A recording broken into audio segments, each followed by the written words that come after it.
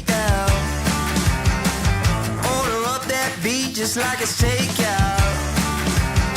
Show me you got soul inside those new shoes, and you can rock and roll with an attitude. So good, so fresh, just the way you like it. Just the way you like it. So good, so fresh. You're the new MC, you got the remix. Keep it on repeat, just let the beat kick. Everywhere you go, you bring the roof down. Everybody knows you got your own sound. So good, so fresh, just the way you like it. Just the way you like it. So good, so fresh. Yeah, you like it, the way you like it. Oh, yeah, you like it, the way you like it now. Yeah, you like it, the way you like it. Oh, so good, so fresh. Get up on your feet.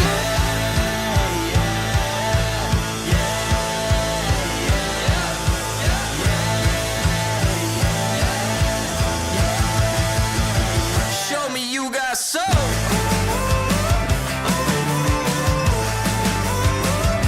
Just the way you like it. So good, so fresh.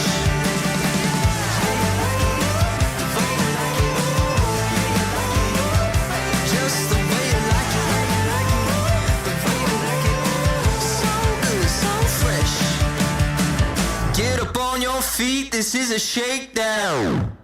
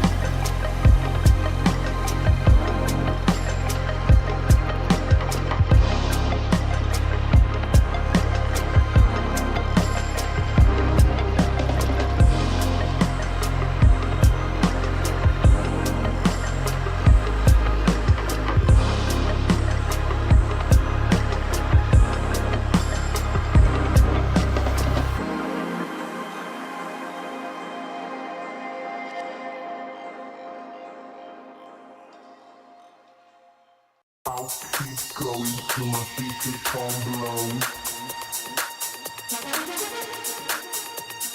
I'll keep going till my speakers can't blow. I'll keep going till my speakers can't blow. I'll keep going till my I'll keep going till my I'll keep go till my speakers can't. I'll keep going till my speakers can't blow. I'll keep going till my speakers can't blow.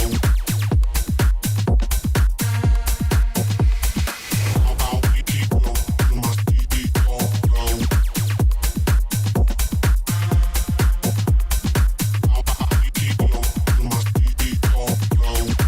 blow. Going till my speakers can't blow. I'll keep going till my speakers can't blow. I'll keep going till my speakers can't blow. I'll keep going till my I'll keep going till my I'll keep go till my speakers can't blow. I'll keep going till my speakers can't blow. I'll keep going till my speakers can't blow. I'll keep going till my speakers can't blow. I'll keep going till my speakers can't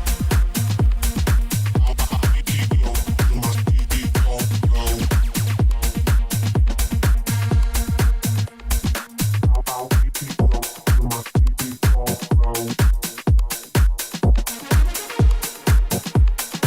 I'll keep going till my speakers can't blow. I'll keep going till my speakers can't blow.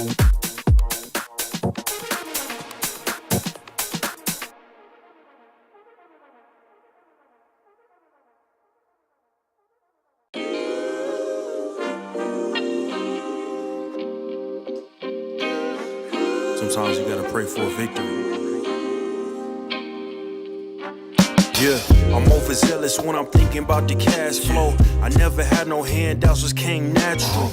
I've been testing so much, all these wrestlers nice. All these different situations that I've been through. I seen pain trying to creep in through the window, but now I'm sliding through the hood in a benzo.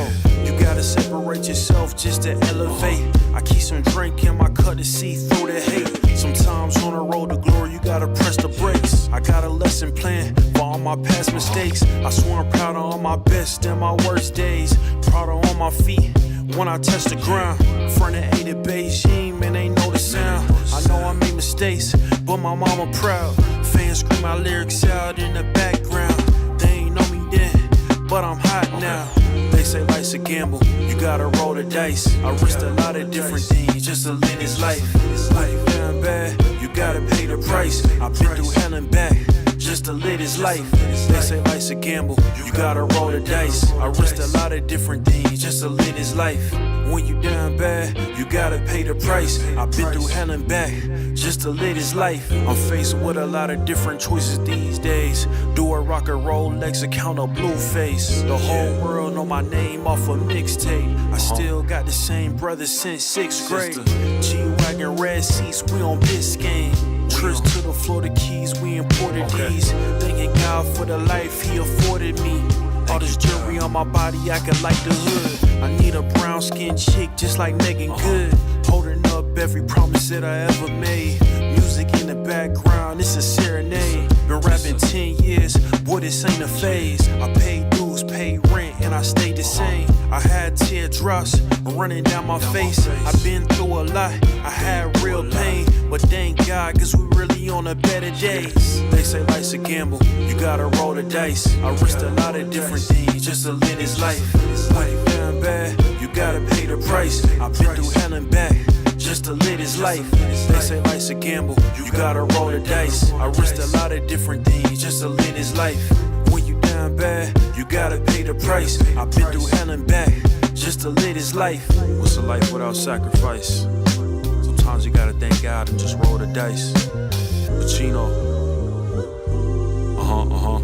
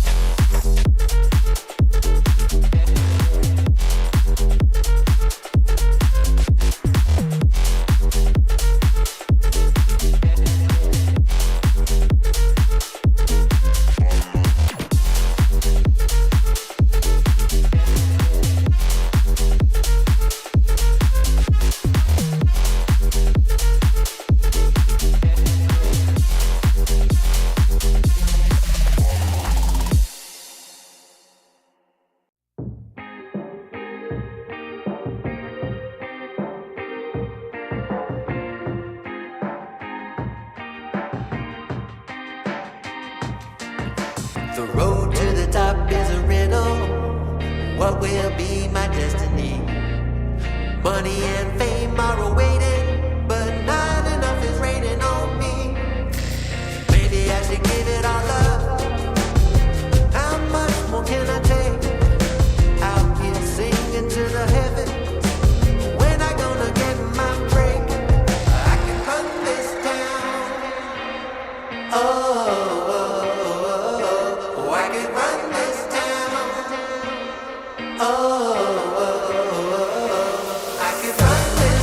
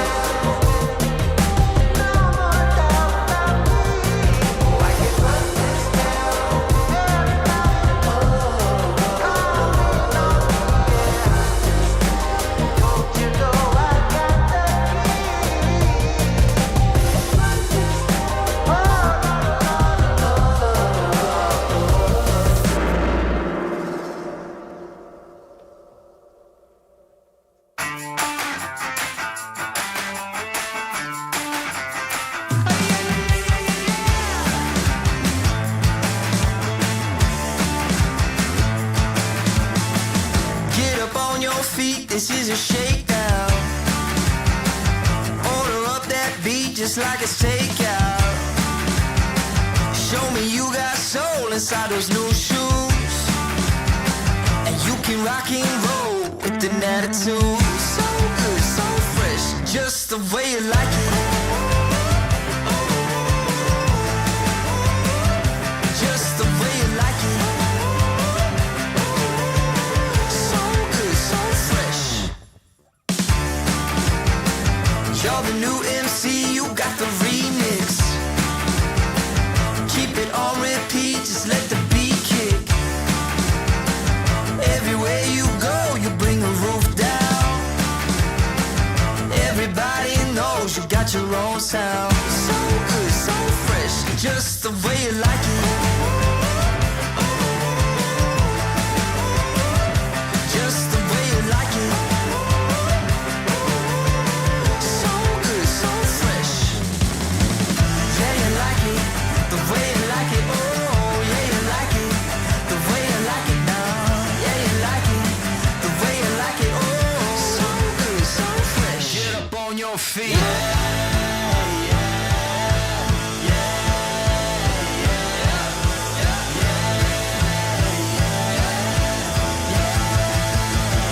Show me you got soul.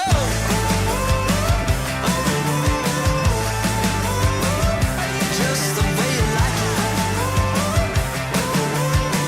So good, so fresh.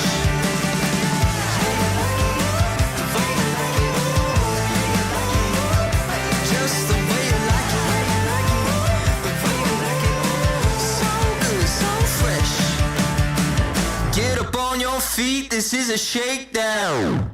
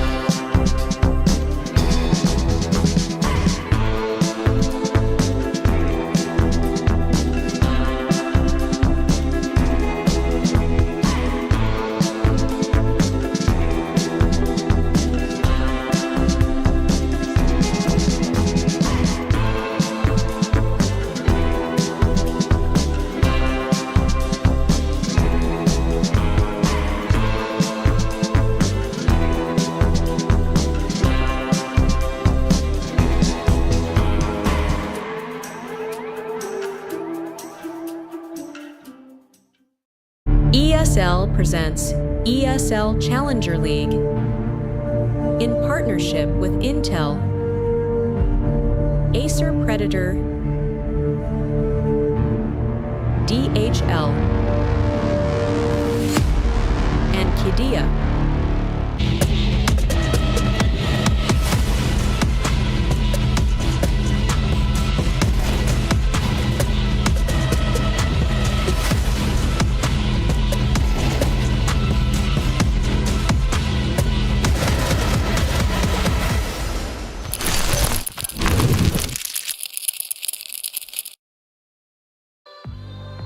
Welcome back to Challenger League action here in Europe. We're getting to the business end of Cup number 4. We'll be sending one team through at the end of this week to next week's finals. And then the winner of that finals will go to Pro League. Sounds a bit convoluted, but as we go through it, I guess it will make more sense. I'm joined here on the microphone by Yumi today. I guess the conversation we have a lot in these sort of events, we'll again have it next week as well, is in the current circuit, for some of these teams that don't have great ranking points, there are not a lot of other routes into big tournaments.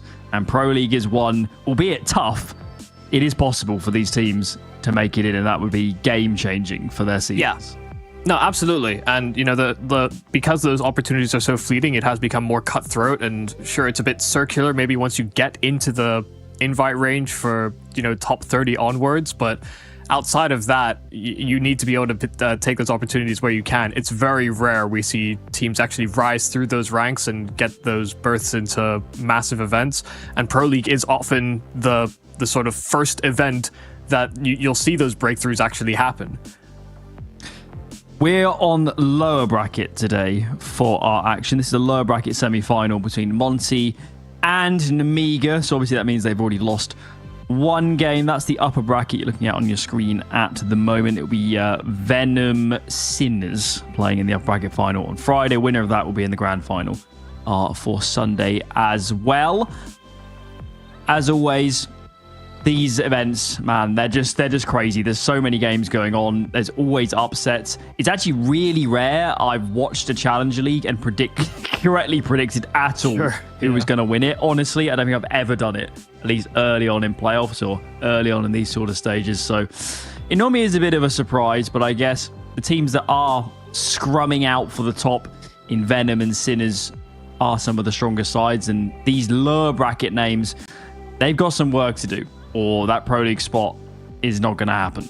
Yeah, and the teams that we're going to be focusing in on today are both kind of in similar periods of either restructuring or rebuilding in some way, whether that's for the roles and play style of Nemiga, or whether that's actually just getting the 5 players that you wanted, that you needed on a roster in Monte. Because, you know, Monte, for example, were one of those teams that actually did make it into pro leagues and did make it into bigger events, and then kind of found themselves in a bit of a free fall period where, you know, the pieces were some pieces were stepping away, and then they had to fix roles, and then they're promoting some of their academy players that are still with the project now, and actually I think probably the most compelling pieces actually of the roster. But it just felt like there was a lot of things going wrong at a weird time for Monte, because they were on an upward trajectory for quite a long time, almost building around a band of mercenaries at the start. Yeah, certainly. I think we did cover Monte yesterday in their previous game against Sinners, and I think the word I like to use with this team is just identity. And as you're kind of bringing up with the history of this team, particularly with, for me, there's 2 big kind of moments for Monte. There's kind of the Boros kind of era lineup, maybe the lineup after as well, and then the lineup that SDY led that got really good and probably cracking. It might have even been top 5 ranked in the world for a period of that team. Those teams, they were quite different in terms of how they'd win games, but both of those teams, the identity was obvious. The first team was raw firepower, raw aggression, and kind of all caution to the wind. The second team, SDY, led a pretty tight-knit unit. Their fundamentals, their team play was a lot better. That was what was winning them games. With this team, man, even after seeing them play yesterday, I find it very hard to see where they're heading. Who are the star players? What is the play style? And from what I've heard, I think they're in the same boat. I think they're trying to learn it as well. Yeah, I mean, that certainly makes sense. While you're speaking about sort of the iterations of the roster, we had the veto come up, and this is also something that Monte are also having to figure out as well, is what their permaban is, what their map pool even is. Nemiga are, I think, a little bit more refined in that sense. They've been able to specialize in certain maps, but even then, some of the positions feel a little hamstrung. So they've opted for the train, Monte with the Mirage, and we'll have Dust 2 as that decider. It's a very strange time, I think, for teams that are looking to build as well, because you actually do need to keep the core of the rosters for a decent amount of time. Even if you think there's potential fixes that you could make, it does feel like you have to give at least a 3-month buffer window before you can ever enact any meaningful change. But the thing with this Monte project especially is that they've opted for lesser proven pieces. I feel like they've changed directions. They went from picking up sort of more known quantity, very tier 1.5, almost on the precipice players that were maybe benched or maybe cast aside in a way, and they've gone more for youth and almost like an OG angle, actually, which is, I think, definitely more ambitious, but it garners a lot more risk as well.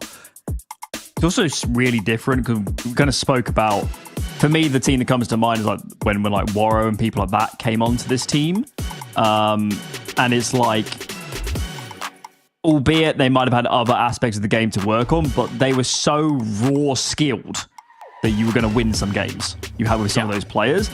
This lineup's a bit different. I'm not saying that people like Ryu, Gizmi, and Azu aren't great players, but they can't do what Waro could do mechanically.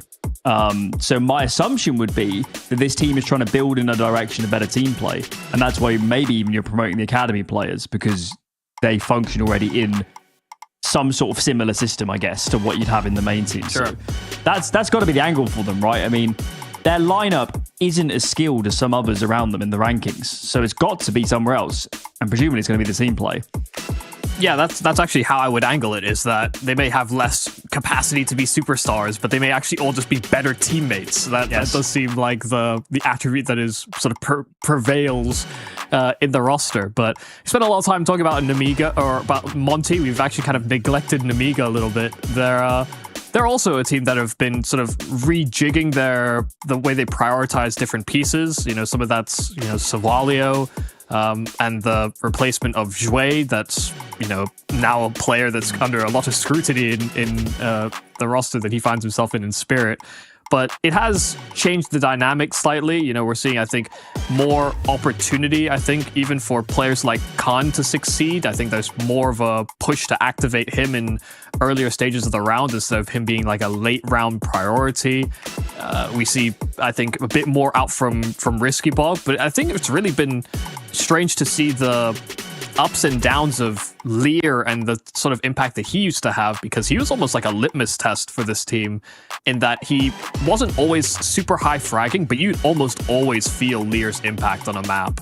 That doesn't feel like as much of the case now, as the pieces around him sort of take to the center stage a bit more. Yeah, I haven't actually watched that much of this iteration of the team, of course. For a squad like this, it's been the case now for maybe about 2 years, is they'll frequently build up to somewhere and then one of their better players will get poached. And obviously, I work with Endpoint. I know that feeling. It's not ideal, but it's also that when you lose such like centerpieces, it normally is more. It's not more. Normally is more than just like a straight plug and play, because even if you got somebody that maybe positionally is well suited, maybe they're not as vocal. And then suddenly you're in a spot where it's like, well, hang on a minute. This player used to call around himself, and that was a big part of our game. But now we have someone that isn't used to that. Can we train them up? There's all of these sort of problems. So I feel for Nemiga. The old guard here have seen a lot of great talent slip through their fingers. in recent times. Yeah, absolutely. And listen, when Jue was getting picked up by Spirit, there was a lot of talk about whether or not it was the system of Lear that made him shine. We're going to have to see whether or not Sawaliu can live up to those expectations, or whether this newfound Monte are going to be as deadly as we're trying to make them out to be. Lear, good kill to at least keep them curtailed over on B, because the opening exchange actually favored Monte, but they pushed for more. But Azu goes in for seconds, but they've taken the A bomb site in the meantime. Nobody's looking towards Bemis. There is Xanta in A main, but he's got way too much to cover. Bemis, a little bit laboured, but finds his man. Surely Risky Bob here gets poached. He doesn't. Stays alive. 2 fast kills. Azu coming in to try and finish the job. As Risky Bob here plays in and around Connector. Surely Bemis is there for the trade, and he is. So good team play. Very reserved as well from Monte. They gave up the whole site there, man. They were willing to cede everything, and you kind of saw why they never got picked apart. Yeah, and it might have been partially because of the pressure that was mounting in the white and brown holes, but just by clearing up towards upper B and as we're getting that secondary kill, I think they realized they'd been somewhat misled about the direction of the attack. Either way, some good shooting from Azu and Bemis. Bemis is, strangely enough, one of the youngest pieces on the roster, but is definitely someone that people will remember from his time on Mouse, largely from the online era of Counter-Strike, where the only tournament that he won in his two-year career with Mouse actually was like an online RMR, Flashpoint 3. But I forgot about that. Found themselves in playoffs fairly decently. That is a throwback. Yeah, he did. And the thing is, when people think about teams like Mouse, that was also entering into the period where they were starting to pick up younger and younger pieces. Tier 1 was sort of approaching that idea a bit more. Before, you had to be 19, 20, already a couple of years of league experience before they'd give you a chance. But it was the dawning of a new age. Bemis was 17 at the time. He's still so young. That's the thing about these players that come up so early, is there's still massive scope for them to improve. You might look at them and say, oh, they've been around for 4 years, but they've still got a decade of CS left in them if they want to take it that far. Oh dear. Given a double disconnect, I suspect they're playing on the same IP address or whatever, same building. That is not ideal. And am I right in thinking, Michael, that damage was done? So there's no way out of that. Yeah, I don't think there's anything that they can do about this. That it must have happened. I would assume it would have happened almost instantly, because this is something that actually happened recently. Is a 5-man disconnect. Oh, that is bad. Yeah, we had a 5-man disconnect on an ancient not too long ago, but it was also after damage had been done. But this also happened so quickly, and it's not like the rest of the team were out of the equation either, so they just may not have known, or might have just happened too fast. And a death after time to rub salt in the wounds. They didn't have to. They didn't have to do him like that, really. Well, not a lot to say about this one. Monte handed a freebie, to put it mildly. It seems like they were already back in, so it must have been a real kind of freak drop rather than a full-on loss of internets. If they keep a nice calm head. Get into this eco round. Now, when we saw Monte yesterday, the big talking point for these guys was they had a lot of advantageous rounds, quite a lot of 5v4s, and don't want to bag on them too much, but they did blow the majority. Okay. It's definitely a series where if you looked at it on paper, you're like, wow, this didn't look that close on the score lines, but they did not lack for positions to make that a very competitive game. It wasn't the opening kills, it was the mid-rounding, which was suspect, to put it mildly.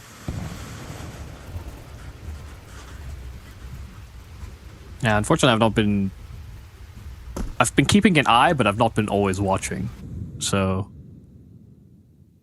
just even looking at the stats for the league, seeing a lot of CT side rating from Ryu, which is always promising as well because he's one of the academy come-ups.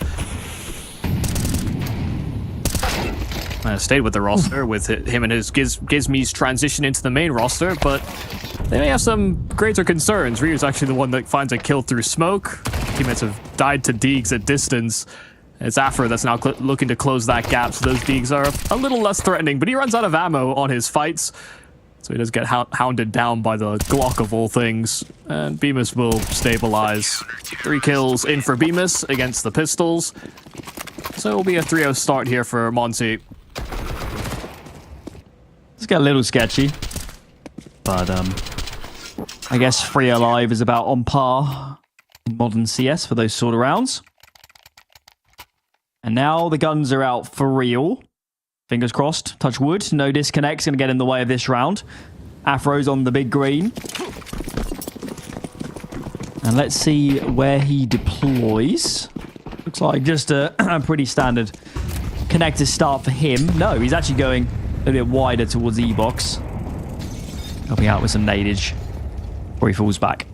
Yeah, gives me getting caught just trying to push to pop dog, but it's become a very standard utility for a lot of teams on T-side train. Either it's a Molotov or an HE to try and prevent that early push.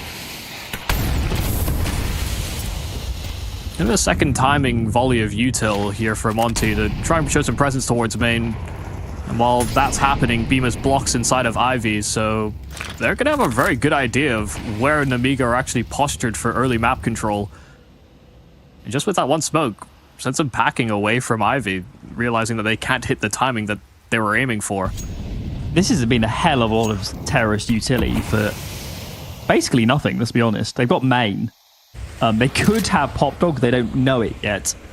But they've got, what, 1 smoke and a smattering of flashes.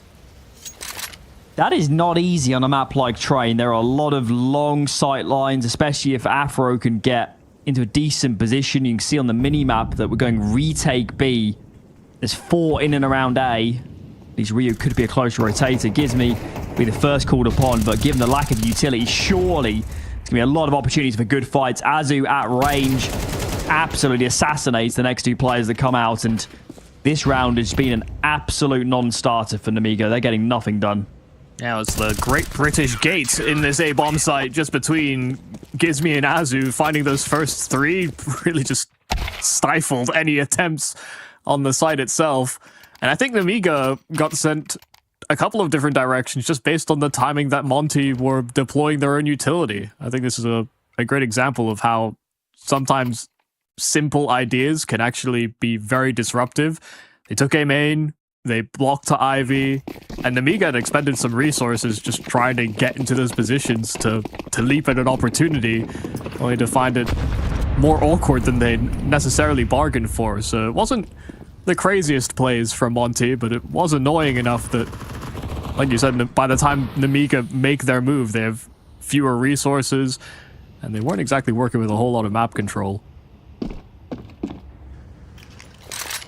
Very deep angles here. Simplify. Yeah, it makes sense, but I like the CT positions. As long as Ryu can get a good fight, his teammate doesn't. Gets isolated. Afro pushed off from in and around this connector area. Xanta playing up close to connector. This is very dangerous for the CT side. There's so many of them trapped in and around these smokes. Pistols up close. So Alio could find somebody very soon. He gets in behind Bemis. Doesn't last long. He is traded, but this is all good for the T side. Whittle down the numbers, whittle down the time. There's a flank in the meanwhile from Leah. Oh, surely they never expect this. He goes wide, finds 2, and now the round is over. Hit the nail on the head. Change pace, simple round. No messing about with utility, really, in the early round. Just barrel on with numbers, and it works. Yeah, and it gets very, very awkward for Monte because Ryu definitely needed his kill. Oh, God, okay. They should have been able to take this up away from Afro, but they will be able to do it in the end. But after Ryu ends up empty-handed, the players out con suddenly get heavily pressured. The Molotov takes forever to bloom for some reason because it bounces off a T player, and then awkward geometry on the stairs. There's about 3 smokes down as well. Close connector. And in all that chaos, you know, you're seeing Sawalio play the smoke and maybe expecting him to get more done, but after they waited so long and found that one player, they never expect the flanking connector as well. Even if Gizmi spotted him slightly, unlikely that it was actually on his screen.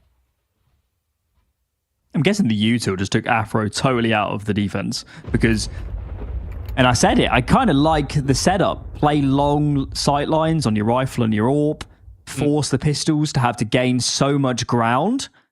But the AWP, Afro just never got I don't think he fired a shot in anger, to be honest, as they were coming out. So I'm guessing the util on him was pretty ideal. Obviously, once Rio goes down, that AWP is not the weapon to be playing in and amongst smokes, is it? I think by the time we tuned into him, he was just blind. And that seemed to be the main issue. He got caught by the flashes. Because I don't think they dropped a smoke to connector before they made their burst.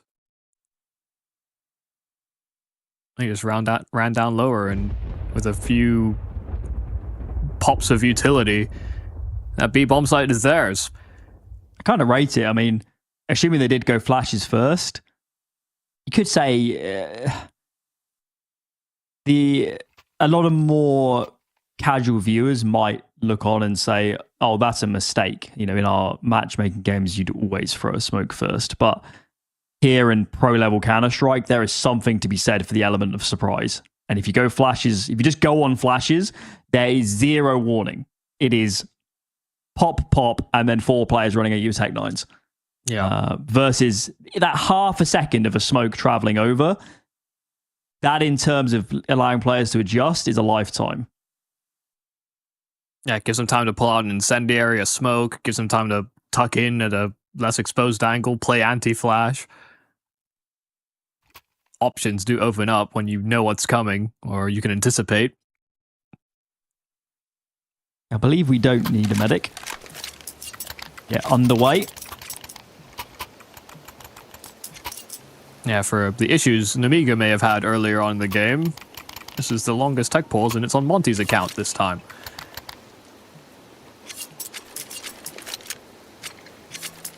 It does seem as well that, you know, if we're looking at that round for Nemiga, them simplifying and hitting that B bomb site, expecting and, you know, having these flashes that go deeper and can catch long rotates, may also be a bit in the scouting report as to how Monte likes to approach those anti-force buys.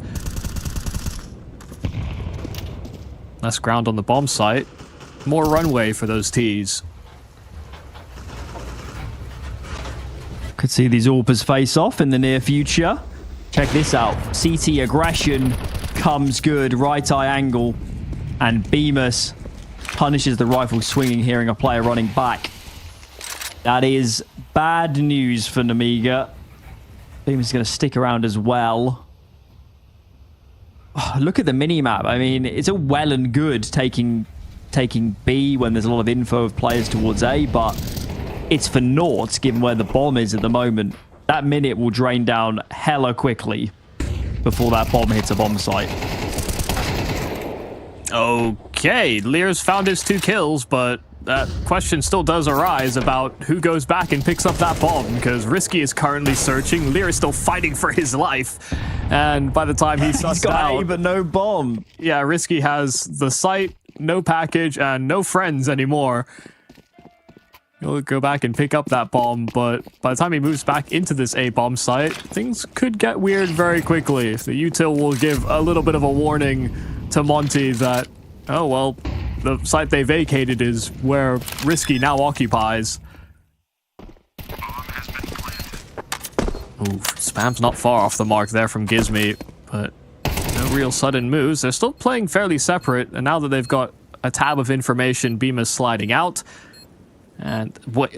Oh, he's convinced. Yeah, okay. Thank God somebody was looking that way. From Bemis' point of view, he got very convinced that it was the red container, but Gizmi still got it. And so it will be a 5th round here for Monte. This was a bit all over the place, but it was all sparked of a bit of CT aggression that sent Nemiga with some urgency into that B bomb site, bomb or not. Yeah. The round's basically over, though. After that Ivy aggression, 3v5, you're going to struggle to win that. I don't blame Monte for rotating all 5 players B. Given the situation, it just doesn't make sense for the bomb to be in the middle of T-Sport at that moment in time. So we'll let them off the hook for that one. All right.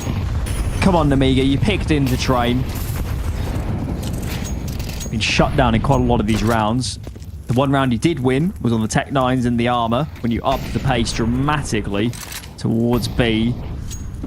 But we need to see you getting more out of these gun rounds. More map control, more pressure.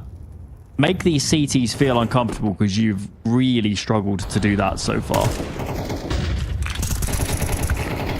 Well, this is a little uncomfortable here for Gizmi, and now he's lost support in Azu. Bemis still contributing and actually alleviating some of that strain from main. With that smoke, Gizmi sliding out into a position where he can fall back if necessary. But this A bomb site has been under lock and key. It's B that currently sits completely unguarded, not to Nemiga's awareness. Mm-hmm. Monte did this yesterday. They are prone. I'm not necessarily going to call it an over-rotation. It's just more like if they have confidence, they will load numbers. This time, given the Ivy push especially, we are starting to readdress, refocus the numbers. Gizmi's caught a little bit out in the open at the moment. It's quite an off angle. Does find one. And Ryu still is on the site. He gets one himself and 2. That second kill onto ramp is massive. That was the player coming down to trade him out. And that AWP on Bob himself. He has not got the HP to get a lot done here. Dying before the timer goes down is a factor as well. And man, these... Has there been a competitive gun round? I'm not sure there has been. Yeah, I think you're right. On the tally, every single one has ended up with either good map control for Monte on the start or good opening picks. Nemiga have almost always been walking wounded or limping in their attempts to get something back. Best round has been that B pop. That was on Tech 9s. They wouldn't have known it, but on the previous, had they sped up somewhere in the region of 5 to 10 seconds, they might have hit that bomb site with nobody or players just rotating in. So as this game develops, we're interested to see if that hesitation continues to be a factor. We've got the Tech 9s, the armor, some Deagle outs yet again. Of course, there has been their sole victory on this half is a round like this, so we're not going to count them out. Playing with a lot of pace, very aggressive. Azu in the open. Gizmi is gone already. There's still 2 defenders on the side proper, and wow, they're doing so much work. This round could have easily cascaded completely out of control. But those side players have done a great deal. Afro. Oh my lord. That's a bad miss. Catastrophic. And Bemis on this HP. What do you do? Oh, he's read it. He knows that it's a plant on this B bomb site, so now it's a full flustered Khan, but Lear does handle it. That 2 health on Bemis is not enough to deal with the tech. And it's between Lear and Khan that they'll finish off the job. This change of pace, I was with you. The sight hold was looking good, but that miss from Afro is devastating. He didn't have the room for error. If he wasn't confident in a shot, a pistol would have done.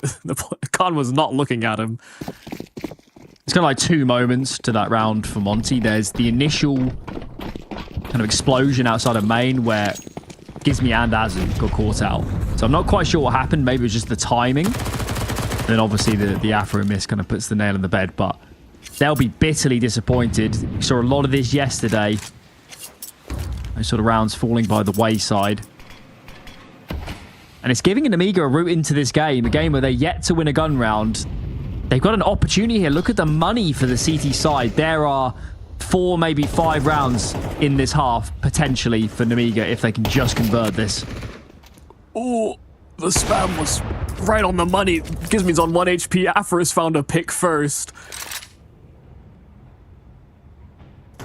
Gizmi took a stray burst, but it's risky that will break first blood into that CT side. The reposition from Afro is on point. From the lower ramp to upper. Nemiga can't keep tracks on this AWPer. Khan was holding, but his teammate, by virtue of swinging ramp, was first contact. So somewhat had the right idea, but not in the best position to punish. And Afro potentially playing for some redemption, given the antics of the previous round. He's done his job for sure. Gizmi could get a free one even on his 1 health. Oh, backstab. He does half damage to Soalio, but does get an inkling of where they're going. 3 on 4 where they've limited time. They need to make a move, and this A bomb site is the target. That's probably Kearns with that kill. Molly, I'm not sure where that Molly went, but it wasn't to the back of the bomb train. I guess it air bursted. So Alio does find 1, but it's inconsequential. He is at risk of dying after time as well now. Gotta stay alive. Afro comes looking. It's going to sting so much. They did all the work on those pistols to get the money on the brink. And man, these gun rounds, they're getting picked apart every round on the defaults. It's always some sort of aggression. We had Ivy, of course, this round it was Afro, but they cannot get onto a site for the life of them in a 5-on-5. Yeah, and it has been when they've played with some pace and some urgency that they've been able to break in, whether it's been on that B-bomb site, whether it's been on A. The execs around Tech 9s have been far more successful. They have been frequently catching Monte off guard. So it's hard not to see why you wouldn't try and play with some of that pace or some of the extra utility that you're buying through in these force buys and bring them into a full gun round. It is a mindset sort of thing. Those half buy rounds, it's just so much easier to play with conviction because, in a way, it's a throwaway round anyway, isn't it? But these gun rounds, they feel like it's such a risk to go for these plays. They do change the pace on this one. Slightly delayed pop out of main. Gizmi again gets caught out in the open. Azu playing a very wide angle here. I'm surprised he hasn't been traded. He's done tremendous work. And a lack of eyes on that position from Nemiga has left them in a 2v4. One does collect 1, but surely with this many bodies around, it does not go well. Well, they did kind of do what we asked for. Yeah. It had the pace initially, but once they get that first kill, suddenly it's incredibly staggered. That blow on the smoke was very well timed for that Azu double. It almost got him killed. Yeah. Look at it another way. But Nemiga weren't ready. Azu may have been slightly more aware. You assume his teammate would call it. It's Gizmi for real. Oh yeah. This is serious business. He's actually had quite a difficult half. I think he's been fragged 3 or 4 times by players coming aggressively out of main. So I wonder if the SMG is sort of a I'm going to play up close statement. You're not getting me with flashes anymore. Yeah, I think half the rounds he's been on the CT side already, he's had an SMG. Some of it's by economic strain. Some of it by, yeah, these choices to play close. Check out the CT read. 3B. It's too quiet. They've also just held off too many A rounds in a row now, haven't they? Earlier in the half, we saw a fairly early B pop. Very similar round, I'm guessing, coming out here. Gizmi plays anti-flash. Bemis is collected as Gizmi's looking away. It's not too bad for this T side, and they find fast frags. Yet again, the pace, the explosiveness seems to, for whatever reason, open up massive gaps in the defense. They had 3 players there and a player rotating in quickly. They needed to do more, Monte, let's be honest. Yeah, it's effectively a 4B hold, and they come away with 2 kills. They even got the blocking util down. They had a smoke in at the ramp side. Gizmi playing close. How do the players die behind him before he takes contact. You know, effectively in a bait and switch, you do want the bait to take contact first, but you're hoping it survives. No one was able to live up to that task. Nemiga breaking through, and yeah, it has been with quite a pace to them in the rounds that they're winning. Even if this time they started slow, there wasn't map control around the map. The util on the exec is solid. It was layered towards the back of that first train out from Ram. Yeah. The amount of flashes, you could tell it made the fights awkward for Monte. Certainly feels like that Thomas, the back Thomas mod as you're referring to, that wins the round pretty much because it forces Bemis so wide. He can sit there and play a 1-2 punch with Gizmy anti-flash. Would have been a different story. Well, by hook or by crook, Nemiga, a team that has not won a gun round on the T side of their pick so far, they're still in the map. Certainly have work to do. But at least those half buys have given them chances. Got some more aggression here coming out of Pop Dog. Oh, in first. Gizmy is here, but Rio actually swinging from the top of upper B. Finishes the job. And Risky Bob needs to do something incredible to save this. Not looking like he'll get many chances. A minute left on the clock. Complete control on these upper holes. And there's a bait and switch lined up already. Gizmy, even if he's spotted, Ryu can swing off him and actually is a little delayed in doing so. Risky adjusts his crosshair in time and comes away with that double. And with Afro being on half HP, Bemis on an SMG, things could get very awkward very fast. Deep smoke down. Bemis just trying to play for information because Afro's slowly suffocating in on that flank, but Risky sliding into connector. Bemis right after him, and Risky's got the kill on the tech. And with that smoke that's down, Afro can't adjust, but he jumps through, and Afro turns about and face. This round takes a bunch of different twists and turns, but as it started, it shall finish. Monte with another round on CT. They will finish this half 9-3. Let's see if Nemiga can do more in defense of their pick and train.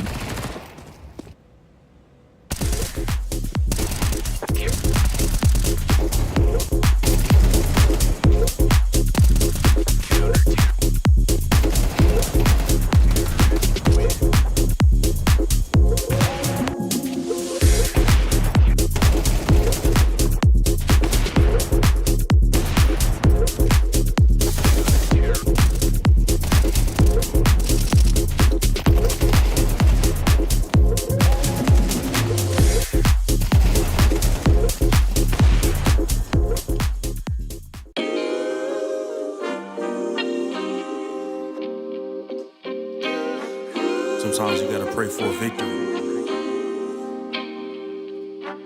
Yeah, I'm overzealous when I'm thinking about the cash flow. I never had no handouts, just came natural. I've been tested so much, all these wrestlers nice. All these different situations that I've been through. I seen pain trying to creep in through the window, but now I'm sliding through the hood in a benzo. You gotta separate yourself just to elevate. I keep some drink in my cup to see through the hate. Sometimes on the road to glory, you gotta press the brakes. I got a lesson plan for all my past mistakes. I swear I'm proud of all my best and my worst days. Proud of all my feet when I touch the ground.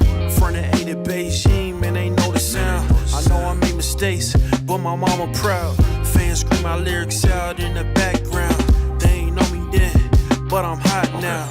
They say life's a gamble, you gotta roll the dice. I risked a lot of different things just to live this life. This life down bad, you gotta pay the price. I've been through hell and back just to live this life. They say life's a gamble, you gotta roll the dice. I risked a lot of different things just to live this life. When you down bad, you gotta pay the price. I've been through hell and back just to live this life. I'm faced with a lot of different choices these days. Do a rock and roll, Lex account a blue face. The whole world know my name off a mixtape. I still got the same brother since 6th grade. G-Wagon, red seats, we on Biscayne.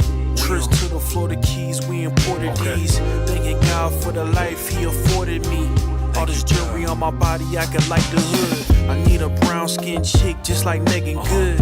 Holding up up every promise that I ever made. Music in the background, it's a serenade. Been rapping 10 years, boy, this ain't a phase. I paid dues, paid rent, and I stayed the same. I had teardrops running down my face. I've been through a lot, I had real pain. But thank God, cause we really on a better day.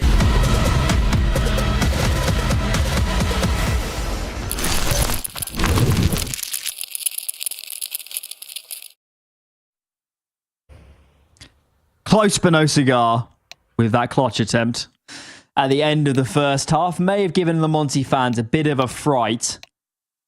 But all in all, they're well ahead.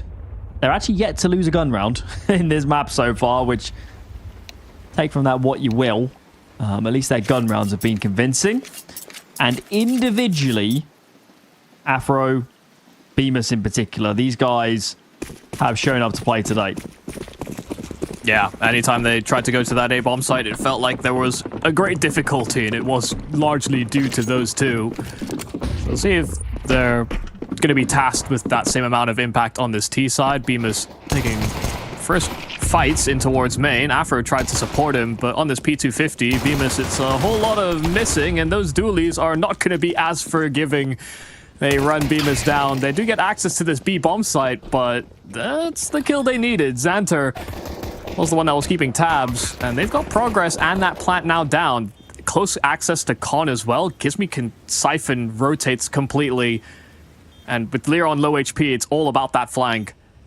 Ryu's the only player looking at all in this direction. Azu as well is looking into CT spawn. I don't entirely blame them.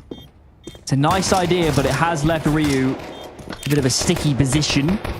He is now thwarted. The bomb, it is a wide plant, but now there's a smoke on top of it. I don't think they're denying this. They need to get a lot of bullets into that smoke very, very quickly, and that does not happen.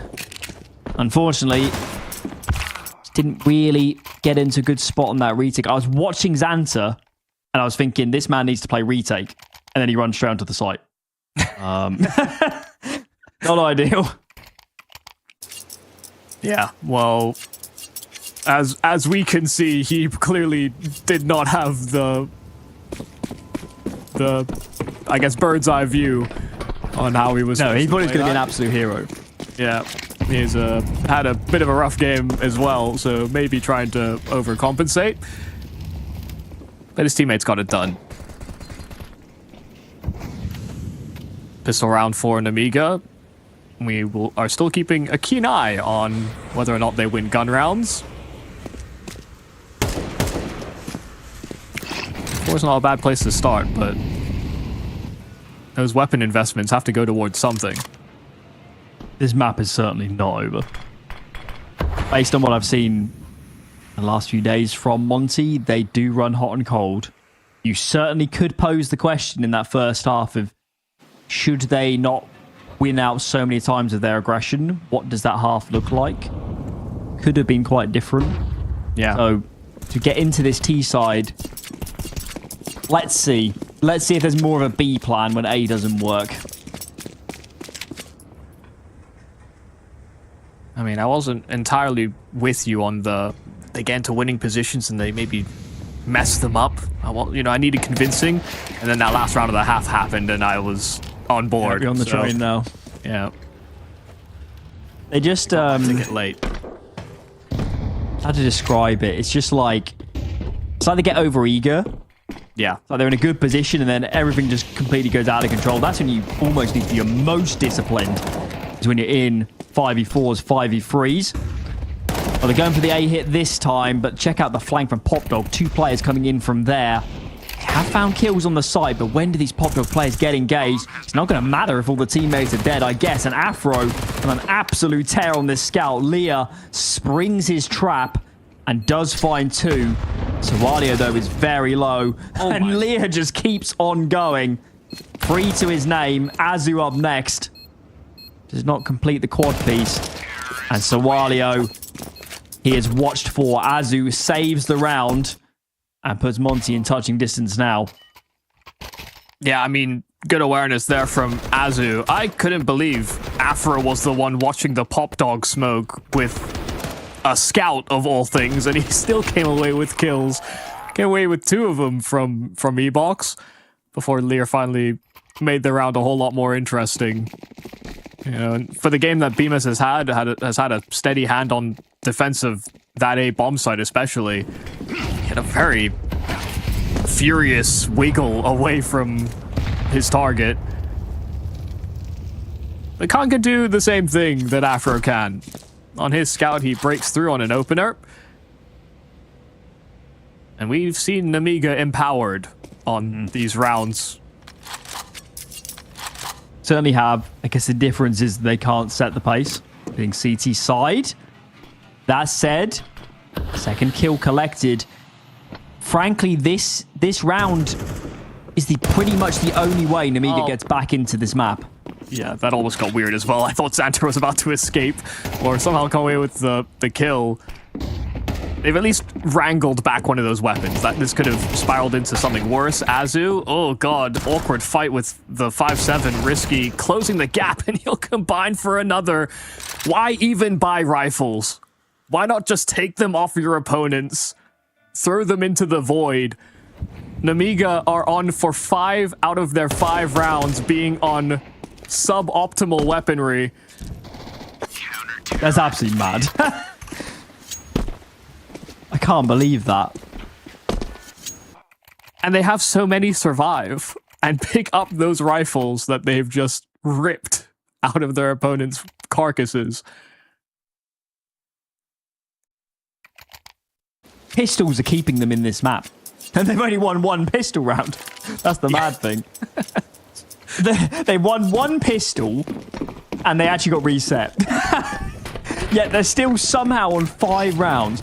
I'm a little bit... I haven't watched many games where a team's ability on lesser weaponry is this blatantly helped them in the map. Yeah, it's not supposed to be like that. I mean, they got to that point in the first half where they almost broke the money. And it would have been quite a different scoreline. They've got that chance again now. There is nothing in reserve for this terrorist side. That is a timely molly to stave off the hit. Win this, Nemiga, and we do have a map on our hands.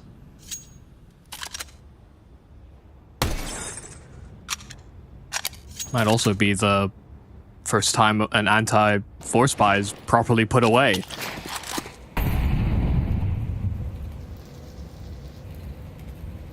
There's a lot that can change just by shifting the direction of the sails. This train has been far from straightforward. Bemis is searching with that deagle, and it's a little shaky on the aim, but 50 seconds, they breach into this bomb site. Smokes are down. Bemis has got his kill on that Deeg, and Lear is now pressured heavily at the back of the bomb site, but between him and Soalio, they combine for a meat grinder. Gizmi finally sussed out inside of the smoke, and Nemiga, now it's game on. They win a round versus that force spy. They've reset the economy of Monte, and they can now build on some stability in that CT economy. It's the first round they've won where they were rifles in hand. Granted, obviously wasn't the best buy from Monte, but we take the small wins. Yeah. Build upon that. And now as we... Take nothing for granted versus those pistols. Absolutely. It's unconventional, but listen, if they somehow cobble this map back together, we do have to look back at those rounds and say they are critical for keeping yourselves in the game. Santa here, a bit of a risky situation, but does stay alive. So they do seed the plant, but as far as kind of the economic balance is concerned, I think you kind of take that if you can keep all 5 alive, and they have.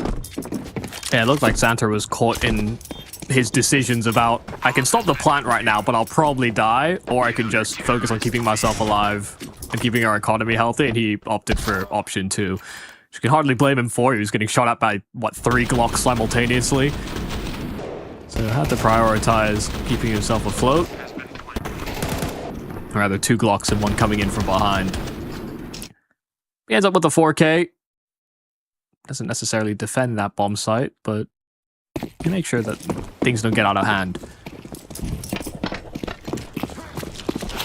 This will be the moment.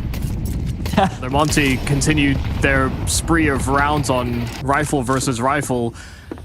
Whether Nemiga can finally get past that. It's Khan that breaks the ice first. Gizmi, in-game leader, down. Will now call from the sidelines as he hopes his team can pull it together. Just been unleashed on this CT side.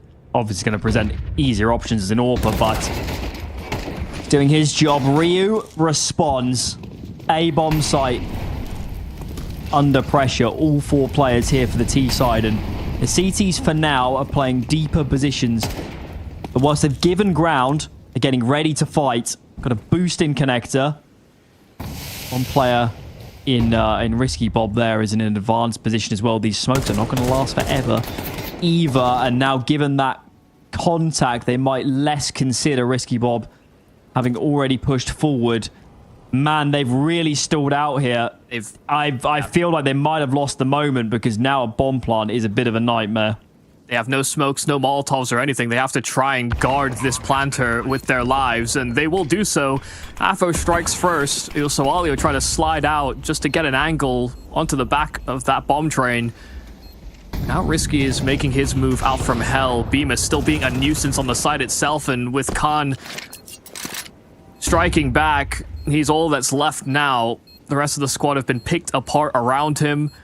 And while he started this affair on this AWP, he will now hope to save it instead. Monte in with an 11th round, and it's even after all this stalling out on this A play.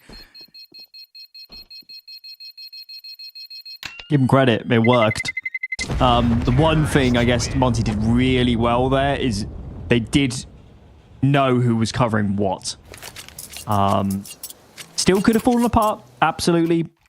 If CTs get out and in the open and are able to cover full of that bomb train, it could have fallen apart, but Afro's kill on the player that swung from the Ivy side is monumental. And obviously their cleanup crew after that is in tow. Well, we played 18 rounds. And I hate to be a broken record, but Nemiga still haven't won a gun versus gun round. They won a gun versus pistol round. Yeah, that's the best we've got so far. Yeah, it's been 4 spies and an anti-4 spy.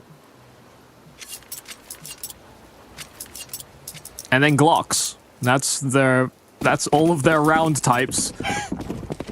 It's unbelievable. It is staggering that it's still a 4-round game, even with that being the case. Khan still got this open hand, but the pace is here now for Monte. They're funneling right into Xanter, and while Bemis look to close that gap and create some space, his teammates do trade, but they funnel out connector. Gizmi caught half blind, still manages in for 2 kills. But while Khan approaches on that flank, Sawalio is all that's left from the connector side, and while Khan is striking from behind really damn hard, gets 2 kills. And Gizmi's now trapped between a rock and a hard place. Needs the instant kill onto Sawalio. And while it is a little labored at first, it's Gizmi that finds both headshots. Khan went out running for him, and he gets guillotined instead. The in-game leader steps up, and it will be a 12th here for Monte. They have 5 opportunities to put this train behind them. How's he done that? How's he done that? What a bizarre map.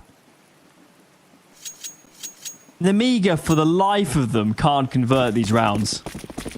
I thought Khan had pulled an absolute blinder there. Gives me low HP like stuck on the bomb train. I mean, that should be unwinnable. Oh my. It has not been a day to remember for Nemiga.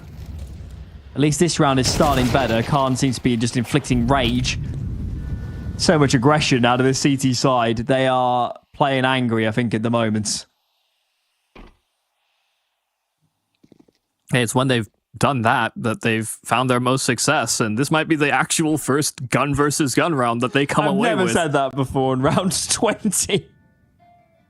Just off of pure anger, sadness, depression. I don't know. It's any of these emotions could have been a prime motivator. But it goes from nade stacks into aggression, and they get exactly what they want.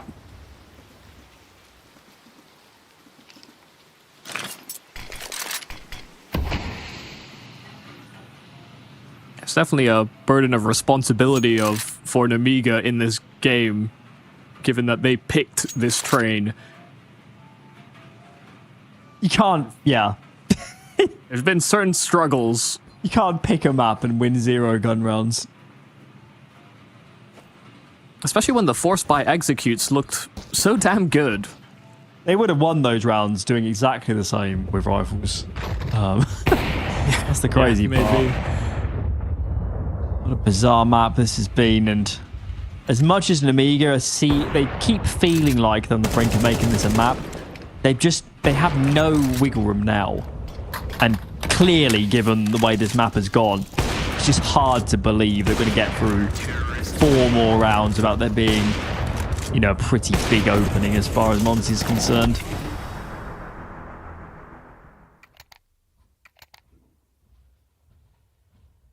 Yeah, if this game somehow ends up in overtime or much closer than it already is, you know, it's already staggering that this is a 4-round game. I've said that before. But if this game gets any closer, I'm not sure who I would be more disappointed in. Equal parts. Yeah, they all have a part to play. Been a strange one. I mean, the one... It might not sound like the best angle, but it's kind of the truth with Monte at the moment is they put themselves in so many good positions that you can certainly see a path over the next few months where if they clean up their act, they look like a much stronger team. Sure. That doesn't help them in the here and now, but yeah, you can't... It's very hard to manufacture man advantages. It's very hard to manufacture getting in good positions. Tends, especially on the CT side, to be more often than not having high caliber players. So, yeah, creating winning conditions is really the secret sauce to any successful Counter-Strike team. You know, it's think of all the problems to have for a team. That's probably the best one to have. Yeah, I also hope for their sake that they don't have like huge bouts of confirmation bias after a game like this. That they do. I really hope they have the foresight to understand that they need to watch back a lot of these anti-eco rounds because it was painful. But let's focus on the here and now. Sualio is pushed back. He does have some teammates nearby, but can they help? Yes, they can. Skipop finds a nice angle in this T side. Move in towards Ivy. Just left us too exposed in the end. Too many positions to deal with. They get cut apart and... yeah, this is a done deal now, Afro. Even getting the bomb will be a result. Yeah, I could kind of tell that there was a little bit of frustration as well. Afro jumping back into Ivy, staring at the sky. Even as Azu was fighting. This should be an impossibility. Afro spotted. Xanter went in for the finishing move. With a nade and a flash, there will be far too much util and players actually for Afro to handle. Just like that, Monte bring it within a 3-round game, where they struggled to get any rifle rounds to fall their way. They come in abundance towards the tail end of their CT side. Wait for a bus and then 3 come along. I like to say here in the UK. You know, we've been pretty downbeat on Nemiga this game, I think quite rightfully so, but they could be 1 gun round from overtime right now. Yeah.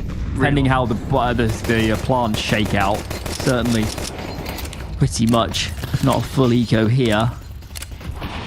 And, well, maybe even just have a discussion if you're Monte. Maybe they'll just go hyper aggressive, play super fast. Has worked.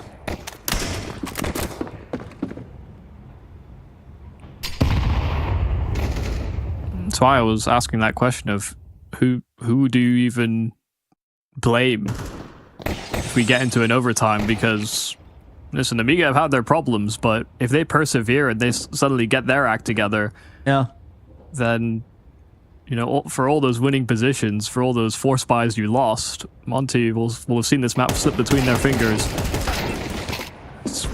Nice I have a suspicion if you actually tally up the win rate anti-eco and anti-force buy for Monte, it's not great.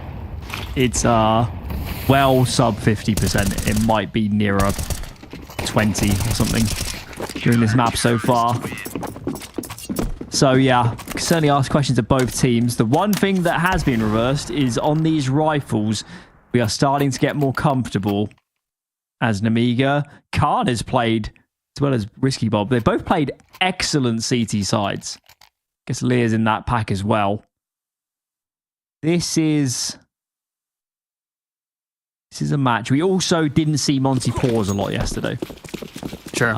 So keep tabs on that. Could have done with one here, I think. Maybe one on the round before as well, because this gun round, this is massive.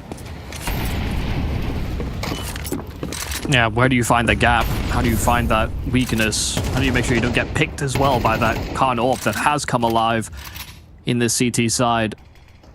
For now, they will forego a lot of those starting angles, and they actually punish Sawalio deep searching inside of Ivy. That may be an over-eagerness here for Nemiga to find an exploit. It's Khan that looks to fix that gap, catches Bemis on the jump spot. That's great awareness there from Khan to bring this back to 4-on-4. But look at them move into this B site. There's an urgency here from Monte. Xanter in an off angle, and while the flashes will keep him at bay, his teammates are getting blocked completely. There is no support breaking into this B site, and so Gizmi can simply hound him down. Man advantage and bomb down. Nemiga need this retake. Surely this flank has to do a lot of work. Who reroutes towards the upper side. Also, you've got one player connector, one player CT spawn. There's actually nobody looking right now towards upper. Ryu's kind of dancing between angles, but potentially if he loses his teammates, this won't be to massive effect. Springs his trap, labored first frag, needs to find more and quickly. Time, I think he'll find, might be gone. Ryu just needs to stay alive. And he finds the kill anyway. 13-10.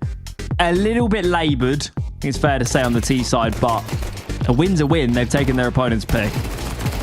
Yeah, and push come to shove, the late stages of this game, Monte come in with a solid reaction. They get the punishment kills that they need on their default.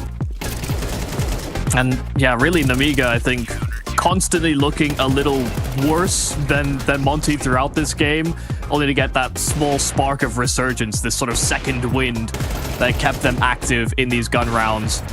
Monte have done it. They've stolen the map pick of Nemiga coming into this series, and that will move them into a Mirage. And it's hard to say that this was a sort of a must-win for Nemiga in this series, given the map pool difficulties, actually, that the Monte side have had, and their propensity to win, or rather lose some of these rounds that they encountered on this train. It was certainly unorthodox from both perspectives. Certainly Nemiga, I mean, it's pretty obvious that whatever's going wrong on these gun rounds has got to be massively reversed. Complete role reversal is going to be required here on map 2 in Mirage. But either way, that wraps us up for Train. Bit of a freak result as Monte take the win, and they're looking pretty good going into their map pick. Up next is Mirage. Quick break for us, and then we're back to see if Monte can get this done in 2. We will see you then. Damn, guys, we almost had this. Thank God that's over. Bored of endless matchmaking? Take your first steps towards EPL, experiencing real strategies against teams of your skill. Learn more at fce.gg/EPL.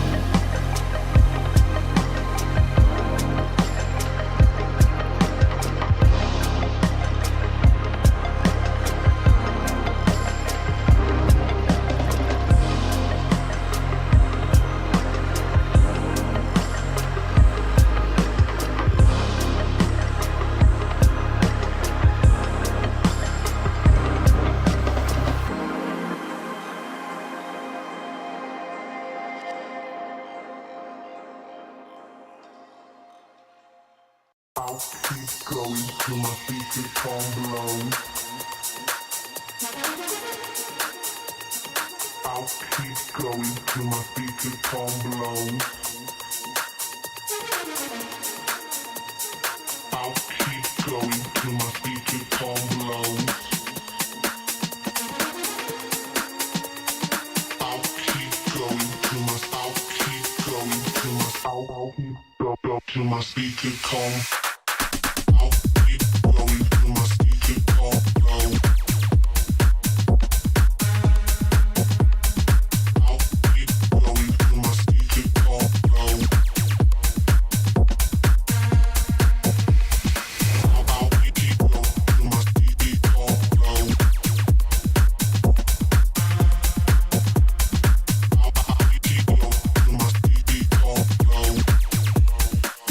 keep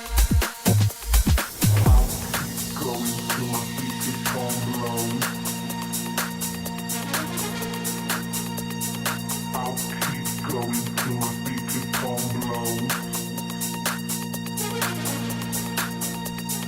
I'll keep going till my speaker calm low.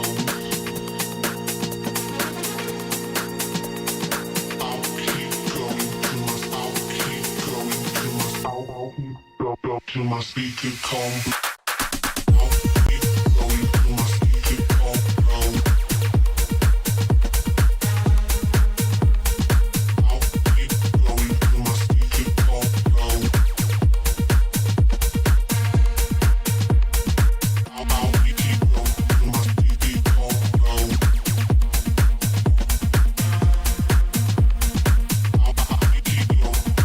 speaker calm low.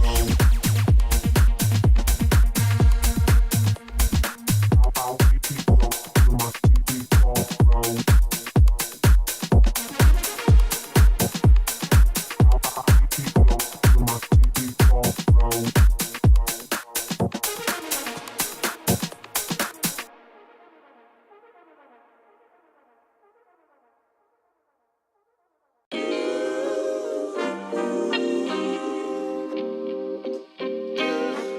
Sometimes you gotta pray for a victory.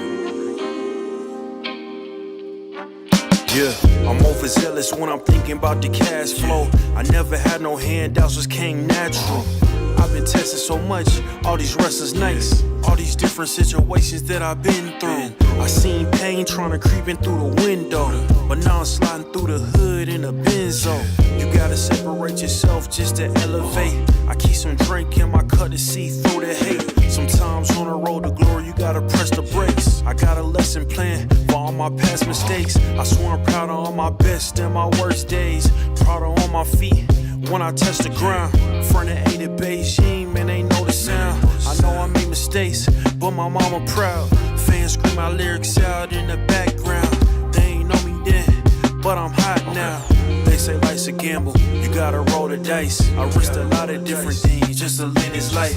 It's life down bad, you gotta pay the price. I've been through hell and back just to live this life. They say life's a gamble, you gotta roll the dice. I risked a lot of different things just to live this life. When you down bad, you gotta pay the price. I've been through hell and back just to live this life. I'm faced with a lot of different choices these days. Do a rock and Rolex account or blue face. The whole world know my name off a mixtape. I still got the same brother since 6th grade. G-Wagon, red seats, we on Biscayne. Trips to the Florida Keys, we imported these. Thanking God for the life he afforded me. All this jewelry on my body, acting like the hood. I need a brown-skinned chick just like Megan Good. Holding up every promise that I ever made. Music in the background, it's a serenade. Been rapping 10 years, boy, this ain't a phase. I paid dues, paid rent, and I stayed the same. I had teardrops running down my face. I've been through a lot, I had real pain. But thank God, cause we really on a better days. They say life's a gamble, you gotta roll the dice. I risked a lot of different things just to live this life. Life down bad, you gotta pay the price. I've been through hell and back just to live this life. They say life's a gamble, you gotta roll the dice. I risked a lot of different things just to live this life. When you down bad, you gotta pay the price. I've been through hell and back just to live this life. What's a life without sacrifice? Sometimes you gotta thank God and just roll the dice. Pacino. Uh-huh.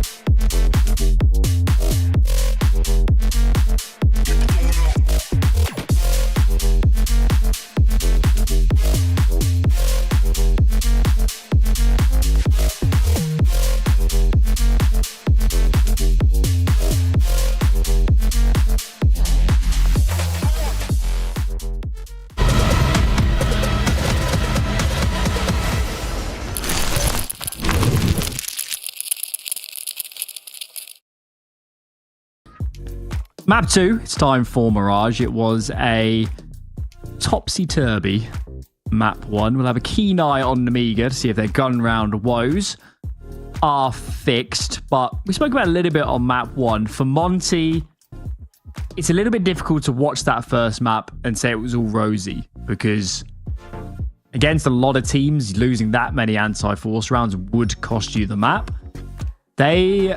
Adding on to what we saw in their game yesterday, they do need to clean up their Counter-Strike a little bit. It's getting a little bit wild at times, isn't it?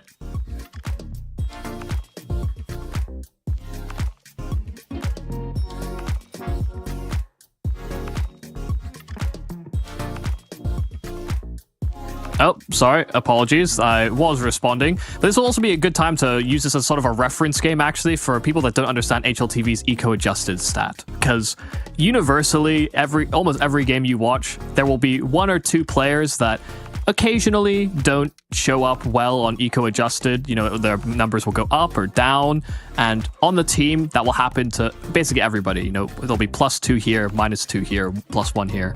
Universally for Nemiga in that game, it was a positive if you put on eco-adjusted, because they're winning so many rounds on lower economy weaponry. And that's not something that typically happens. You know, maybe you have one or two players that lose to a Deagle from time to time, and, you know, they'll get the kills back against other Deagles. There'd be a bit of a tit for tat, but that just wasn't the case for Nemiga in that game, and that's not necessarily how I typically look at this team. You know, the ideal Nemiga is one that is effectively winning holistically. You know, Lear is having impact, Risky is, Khan is getting more kills, Xanter and Soalio are making up for this sort of like late round, mid-round adjustments.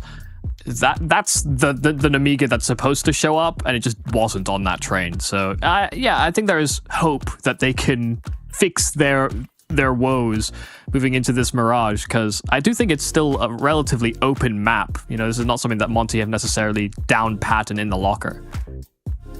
I feel like the first job for Nemiga, particularly on their T side, is they can't afford to lose so many opening duels. They can't fall foul of aggression.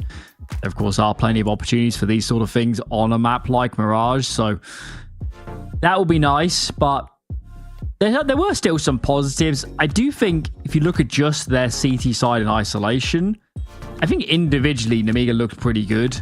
I think Khan was hella mobile during that CT side. So I'd love to see that continue on Mirage. That would be great for them. No, absolutely. So long as they can get active pieces and they can find impact from them, then yeah, I don't disagree at all. You know, had they had a bit more runway on that CT side, I think they'd probably just win the map, actually. The 9-3 half that they came into that side with was obviously far from ideal, but they'll have opportunities, that's for sure. I've actually been liking what I've been seeing out of Khan. You know, this is someone I've pretty openly criticized before, and you know, he's of an ilk of AWPers that are maybe not doing enough for the team. And I think, you know, both Nemiga and Sangal rising, you know, that being the old heroic core with LNZ and Samey on the AWP, they fell in very similar positions where the AWPs just weren't doing a whole lot. But in this new iteration of Nemiga, Khan is actually stepping up to the plate and looking for more openers and trying to be more dynamic than I've really ever seen him be. And it's coming at, I think, the right time for Nemiga, given the difficulties that they've had supplementing their firepower in the rifling department.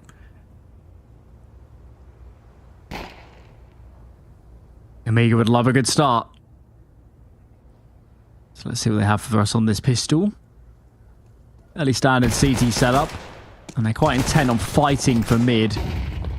Bob is out in the open. He's getting forced back into connector. His teammate in window is pushed back by the smoke, and Lear decides, I don't want any of this without helping my teammates. Bob continues to play in and around the smoke, but can't deny players getting up and onto short, so plenty of control. And Azu, surely, with all this movement elsewhere on the map, is unsighted. He finds the jungle player. Now it's just Soalio in defensive A, and he is pretty much isolated out of the game, stuck behind Ticket. This is incredibly difficult now for the CT side. Khan needs some quick shots if they want to way back in. Lear is still yet to really move himself away from that B-bomb side, and oh dear, Khan gets surrounded. Lear does bail out one side of it, but Khan getting run down regardless. So now it's a Lear 1-on-3, but he does have a kit and a smoke. Open plant, not exactly nestled up against any of those boxes. If he breaks into that smoke, he can jump that bomb, and all it takes is a few misses. He has armor as well. It's not like this is completely naked, but getting close enough to that smoke was more difficulty than it was worth. And so it will be a Monte round. Actually a great job sort of forcing the hand of Nemiga to make those rotates, because that seemed to be the plan from the very start, to get Azu into that forward position window, make them uncomfortable, and then spring up connector once Azu found his frag. Yeah, it's also rare that you'll see that much util on the pistol round, but it was needed. But Nemiga were really intent on fighting for mid, but they just couldn't once the smokes bloomed. So a nice kind of layered round, do you like to say, for Monte. And an eco to follow here for Nemiga, so they're not bringing much to bear. There is a bit of a stack here towards balcony, but looks like Monte are defaulting elsewhere for now. So they're not too scared about that. And they hear the smokes in mid. They take a timing into Palace, and so that stack on A has pushed through. The extra information will be nice. Might not come to much. We can't rotate. This taser needs to work, and that was not ideal. Not ideal. Bemis here on the trade. Nice kill from Bob. Was that is that a P2K or is that a P250? It was P2K, and I don't think he had head armor, so that's why Afro died instantly. All it took was one headshot. Serves him right. Yeah, buy head armor, folks.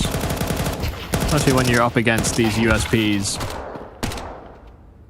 Not always going to save you, though. Azu had head armor. He still died at range. Can only do so much. I think there's a Galil to be retrieved on short, so the fact that everyone has run after Lear here is a little strange. I thought somebody would still stay short so they could throw that weapon over to him after he hounded down the kill. So they have lost one of those rifles, but not going to be Afro went sequential. AK, no arm, no head armor. Deserved. Okay. It's about sending a message. It's a reasonably costly round. Given that it was 5v4, there was one B player. It puts them in a position here where lose this without a plan, and they'll probably force, but it won't be ideal. Lots of players coming to blow here, though, on towards ramp. Too aggressive on the CT side, meets three adversaries, and they win out. Fast kills for them. And whatever plan this T side had, presumably to pop it onto A, gets completely stopped in his tracks. That is painful. Yeah, that incendiary seemed to mask the presence of Nemiga completely. So from their perspective, they see T's on their screen just staring at that utility, but there's There's no shots being exchanged. So sometimes that's all you need is a veil of flames. Molotov not actually doing enough to dislodge Sawalio. They're hoping that these grenades can provide some way to get an opener. Spam not connecting either. Gives me still fishing and does catch the shoulder of Lear. Doesn't take too much damage in the process either, so that's a kill. With Sawalio wounded, things could still get weird. And there is a flank approaching. Now, one player on the flank could be suspicious, or they could suspect it, but them doubling up will be hard to read. Spam is right on point. They hear the tap on that bomb. And so now Ryu has basically nowhere to go. 10 seconds, it's all about damage, and he'll find one more head, but this will be a gun round that's found pretty damn fast for Nemiga. All went down with that early ramp exchange. I think Monte had already thrown their nades, so they were kind of shaping up for their execute and just never made it out.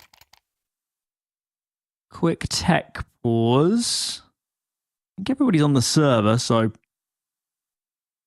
certainly hope this isn't too scary as pauses go.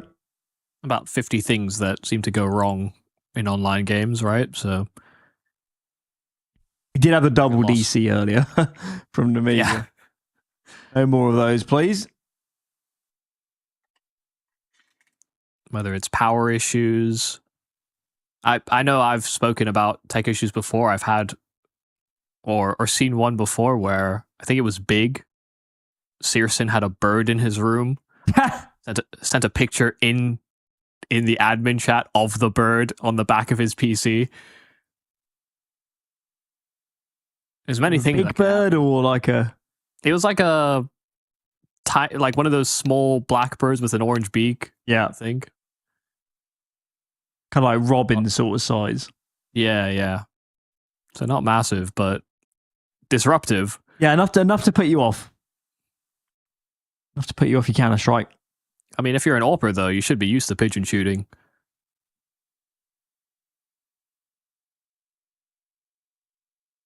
Only in the game, of course. I had a cockroach fly onto my face once. But that was between maps, not during. So yeah, and you're not allowed to call technical timeouts. No. I know, I would have had to keep on going. Okay. So Nemiga. Fairly standard setup for them. Monte certainly shaping up for A, but it's a different approach. One mid in Azu. And if they pulled the pin, the bomb was ramp. Now they're doubling back. So for whatever reason, I guess they felt like a bit too much resistance. Kind of sorting out nades here. Azu's given mid though, so they're going to need to work to retake that control. Probably hear that. Then their players were on short, but that doesn't help you too much. Yeah, I think they wanted to play more retake on B so they and have that player boosted short, but with them missing that as well, Nemiga have kind of readjusted and are back to playing a 2-1-2. So they won't get that extra lean. That could be a fast rotate. Util sailing over towards that B bomb site, hoping to dislodge players out from A. And while there's a blocking smoke towards ramp, Sawalio none the wiser about players inside of Palace. It's only when his teammate takes contact, and that's Rio in with the double entry. Afro burning out a player into short. It's Lear that can really keep tabs on this. Afro's still stuck inside of connector with the bomb, and they don't have a Molotov or a smoke. Ryu's just totally annihilated Xanter, and it'll be a triple kill in from Ryu, out from Palace. That will find a third for Monte. Slow burner, but goes from 0 to 100 pretty quickly as they start to split A.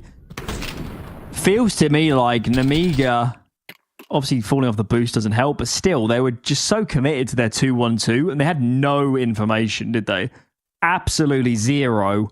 And players got so advanced before Nemiga could react and stack a sight or get some good rotates going.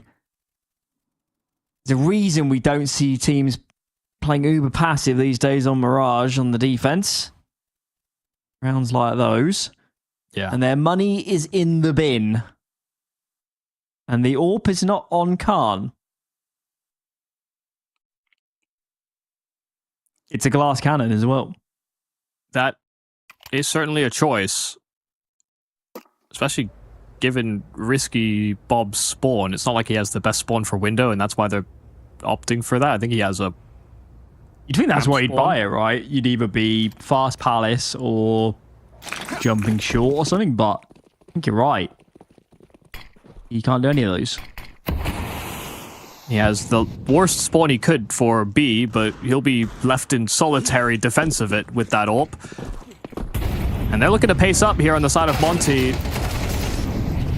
Oh dear. Initial exchange isn't too good. Soalio getting that one kill. Xanter's dancing around the flames via the ladder. And so they know he's there, but they haven't dislodged him. On top of the ladder, Xanter will still go 1 for 1. Lear doubling up in from Sandwich. And in with these 4 spies, Nemiga have certainly been a threat this series. They find themselves in a 1-on-3, chewed down to 2. Afro hoping to battle back, but there's Risky on that glass cannon AWP. Afro only need hit a headshot. Tag him before Risky clicks. Because Khan is low. Oh, that bomb is out in the open. Oh, the jiggle out from Khan is well timed. Extra damage. And that means that Deagle is doubly dangerous. No longer need that headshot. Risky once again taking that line, but Afro just so unwilling to commit to the fight. Risky misses. And it's now a change to the SMG, but as he adjusts, Risky will hit the flick. And so Nemiga answer where they maybe have no business, in with a 4 spy. Such an awkward round. Even that 1v2 was hella doable, given the glass cannon, given the low HP on the other player. Okay. The real annoyance for Monte will be they took a timeout before that round, likely talking about how they were going to deal with that anti-force. Their track record has not been good. They might be winning this series, but man, playing against the Pistols has not been fun to them. Certainly some work to do, some homework between this and subsequent series, especially if they make it further here in Challenger League. But we saw this a lot on Train. Nemiga, they've essentially done the hard work on the Pistols. They've got the money super low. This is when you get the chance to break the money. Really streak ahead with some rounds. What have we got here then? 3 players apartments for Monte. Resmoke is timely. Will this be respected? Xanter is playing up close and personal. In the meantime, there's an A fake. The timing on this feels weird. Yeah. Because they can't commit B. And now they've lost their mid lurk. Xanter, Shimmy doesn't get caught off guard. Let's hold this down. And he finds 2 as well. Wow, the timing there for Monte. I guess you have to question, did the piece throwing the A nades know what was happening on B? Because they were not on the same page. Yeah, it's also, even if you sell the best A fake in the world, if you're not committing actual bodies into the site, it becomes a lot more difficult to sell that fake. Nemiga had good position. Soalio inside of Palace, I think, you know, constantly jiggling it, sees all those nades sail out, but actually nobody moving into the site itself. Nemiga had no reason to dislodge. And like on all levels, it falls apart. Yeah. Fake doesn't convince. The smoke means you can't commit on the timing. They gotta kill him Emus to dead beat after time, man. Yeah, that's tough.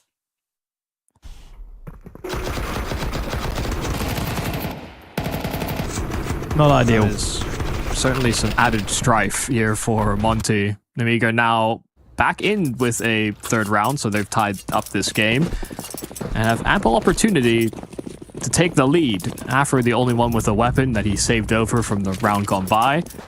He'll hope to be a hero, but he'll have to do a whole lot of damage if they even want a chance. I was told, by the way, that in a recent interview, Monte have openly said that they're playing less officials and favouring theory time, whatever, more scrims, more time to adjust, which obviously has not been the mantra for Monte in years gone by. Sure. So yeah, it's been a slightly perplexing seeing some of these games, and yeah, I mean, it could absolutely be the case that, you know, when you plan out halves, when you plan out rounds, pretty far down the tick list for a lot of teams is how do we approach anti-eco. You know, it's first thing is your executes, your CT setups, these sort of things. I do wonder if you know, maybe their attentions in the future need to be diverted. Sure. Yeah, you're kind of hoping that the fundamentals or the core gameplay that you're building on those other rounds that are a little bit more discussed would be enough as well, but yeah, there's many layers. A lot of teams actually as well at this level seem to have, you know, a couple of pocket strats that they love to run off of force buys or low buys. And so being able to adjust for that is important. I feel like you see it a lot, especially in South America, actually. They love a good burst strat. They certainly do.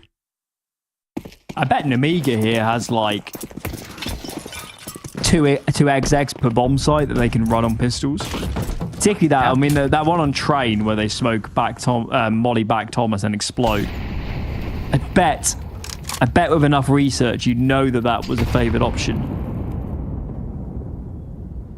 So, I somehow don't doubt that. It could also be that for Monte, the other aspect of favouring practice is that it's very hard to learn from mistakes in the same way in practice. Like, let's say you play a scrim and you lose one stupid anti-eco round or something. It's very easy to just neglect that and say, oh, that doesn't matter. You know, we're being idiots. Let's focus on the gun rounds. And now they're coming into officials and they're getting punished. And I do just wonder if it's going to take these officials and getting punished and learning from them to make those changes versus just practice. Absolutely. Can't imagine using a bandsaw in the simulator and cutting my fingers off all the time and expecting myself to understand the consequences of not placing my fingers in the right spots. Not until it actually matters. Don't become a seconds. That's why I have no plans. But there's a deep plan towards this B bomb site. They've constructed something, just smokes down into the market window, but very little progress. Ryu, good entry, but Khan hitting the leg. It's a Ryu double again. When they've struggled to crack into these sites, Ryu has delivered the goods. And as they come out of that market door, Xanter will catch Azu slipping, but they compile for a double swing. It's Gizmi and Ryu that will combine, and it's these two young pieces out from the academy that need to pull the round together. Risky deals with one, but Gizmi hits good timing. He slid into the backside pillar. And Risky none the wiser, turned the wrong direction, and it will be a collection from Gizmi. It's between these two academy come-ups that they find success on B. Would you agree with the statement that Monte, particularly on T side, finds the most success when they simplify? They play more basic rounds, barrel in with numbers, and just get themselves into an afterplant. Because that's what it feels like to me. Yeah. The more moving parts for them, the more scope for communication mistakes, the more scope for, you know, we saw that round with the A fake that probably was never going to work. Versus these rounds, you're always going to give yourselves a chance. I think that statement is probably true for both teams. It's how I would have described Nemiga on train. It's probably how I would describe Monte as well. It does seem as though there are components of the communication structure or how people are thinking in the rounds that is getting muddied with added layers of complexity. So I don't disagree. I do think it's something a lot of teams actually could serve to benefit from, is just knowing when to simplify, and that's also something that you learn with extra game time. But simply put, yes. And I think Ryu is the one that is the beneficiary as well when they have simplified. He's not necessarily always had the most stable aim, but he's had the quickest collection on headshots of everybody on this Monte side. He's been the most lethal weapon just in terms of explosiveness.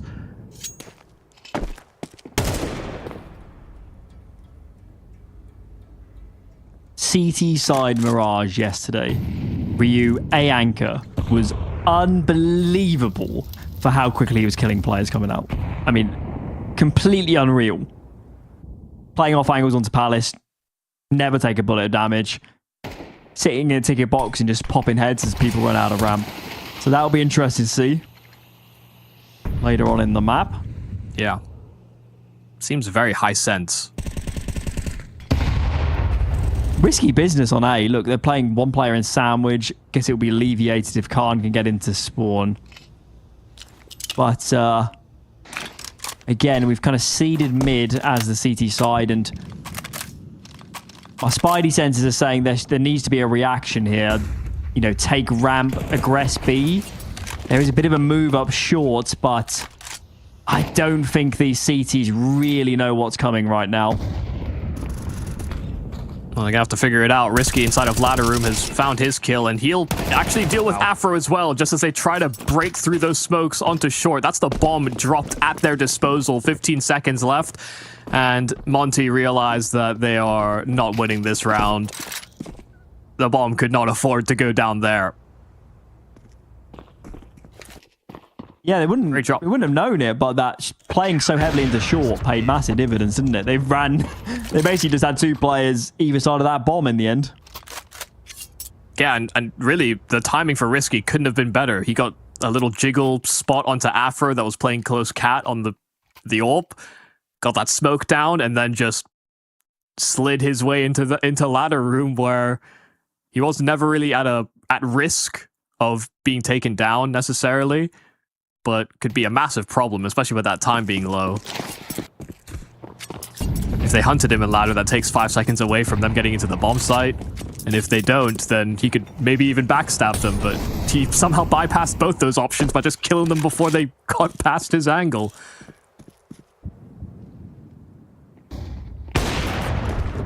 Surely not another half-buy win. This one's more of a force. And oh, the collateral. Risky Bob. He's upped a fair amount this half. This round probably the best of the lot.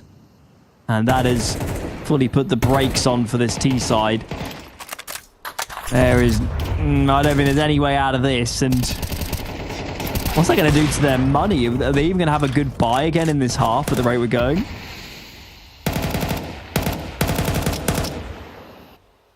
Yeah, I wouldn't think so. Risky's taking a big gamble, and it won't necessarily pan out for him. Khan on that, I guess, secondary AWP. Able to trade right back. Main AWP, Risky Bob. That would be something. No, can't put it to rest. It's the 4 kills via the AWPs that shut down this B play. The collateral from Risky, all that was needed to stop them in their tracks. Monte were suddenly reconsidering running through a smoke after that.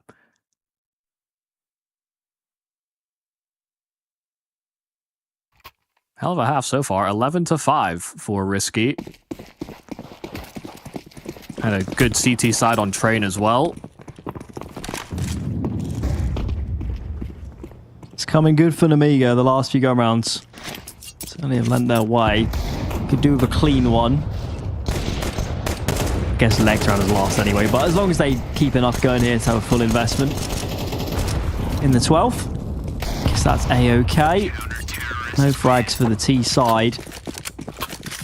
And certainly saw it yesterday, but use some pauses, Monty, and slow these games down before you end up in an unrecoverable position. Take a pause now. I'll see Sort now out the this round. now the confirmation bias would say the last time he called a timeout, they lost to the force buy. So really, they should just take everything in stride. Equally, they never paused on map 1 and lost every answer. That's I'm not sure the track maths record. quite checks out. May require more data. Certainly. Okay, it was a bit of a change up. I don't think we've seen any real mid-aggression, and, well, Gizmy seems to be prepared for that one. Khan gets a chance. Ooh, okay, good flash. Gives him another opportunity to face, but I think this T-side will be wise to that. Check out the mini-map. All 4 players for Nemiga intent on fighting mid. They have no ambitions to sit back 2 on each site and get split.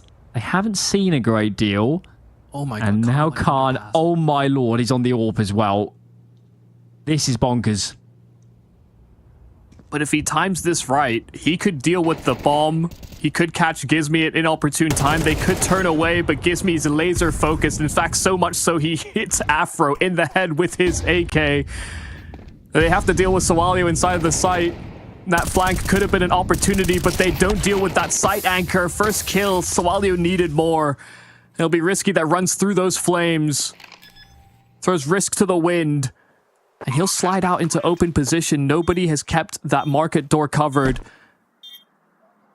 But they are suspicious. They know he will be close, and Gizmy will put a bullet between his eyes. It will be a 5-7 half on that attack.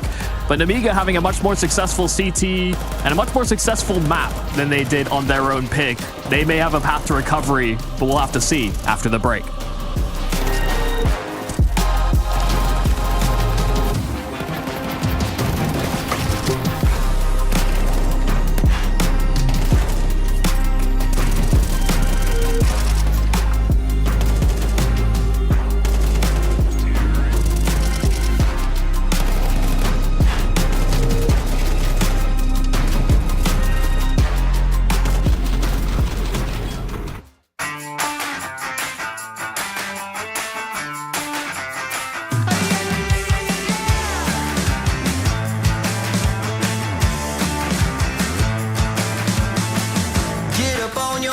This is a shakedown.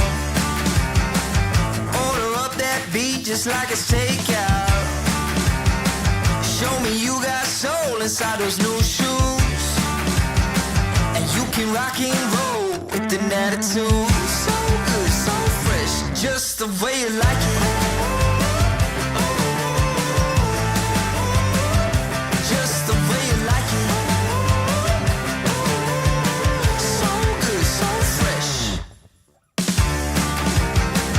You're the new MC, you got the remix.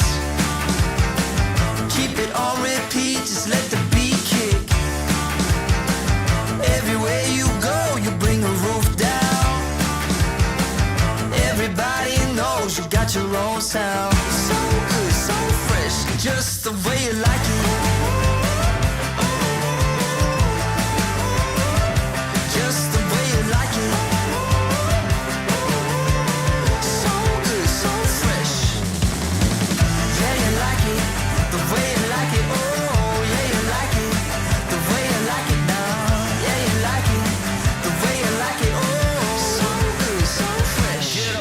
Feet.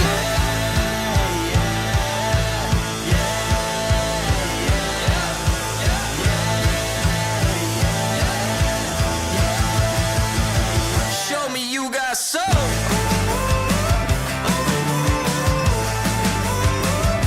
Just the way you like it. So good, so fresh.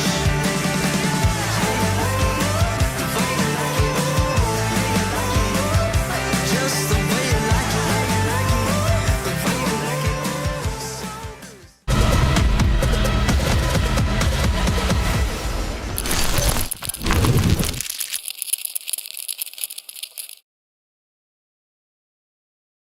Second half here on Mirage. Monte 1 map to the good, but a bit of a troublesome T side. Means they have some work to do on the defense. Nemiga, in the meanwhile, if they get this half off to a good start, Dust 2 is not too far away. You said it before the map. Mirage, it's a decent map for both teams. And Nemiga are here to play. Yeah, we'll see if they have as many complexities to their T side as Monte expressed on their T side. Because the pistol that Monte pulled out was honestly quite interesting. Talked about how much utility they brought forward, what they were searching for inside of window. Nemiga are playing a much slower, less util heavy looking pistol. Is Afro pushing apps? He is. Flash comes in. So he clears the deeper lines. Gizmy's going to peel off. Guess he'll just cover the murder hole or something of the sort. Here comes the util. The A split begins to come in. Ryu dispatched. Teammate in sandwich does not last long. So, whilst Monte did have a lot of information, the A side defenders cannot hold firm. They get overwhelmed, and these remaining 2 for Monte, it surely isn't on. I don't know how you get into this round. Yeah, it's no kits, no smokes, and no one peeking here on the side of Nemiga. Without a big mistake to be made, it's hard to justify. Gizmy still scanning. But he won't be given fair fights. It'll just be kills on the exit for both Gizmy and Afro. But Nemiga will break through on this T-side pistol. Smoke to Con. Deep Molotov, a flash, and that bursts through connector into this A bomb site. Yeah, the CTs get swarmed before they know it.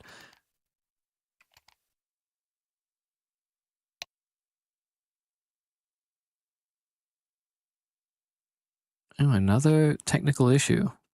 Are people forgetting to charge their wireless mice? Is it one of those days? Could well be.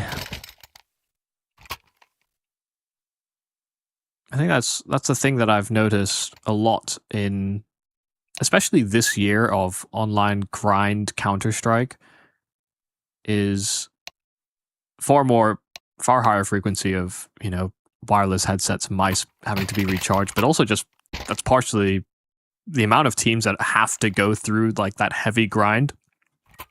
It used to be reserved for the few psychotic teams that would be out there that would be playing an on average a map a day, maybe 3 maps sometimes as well.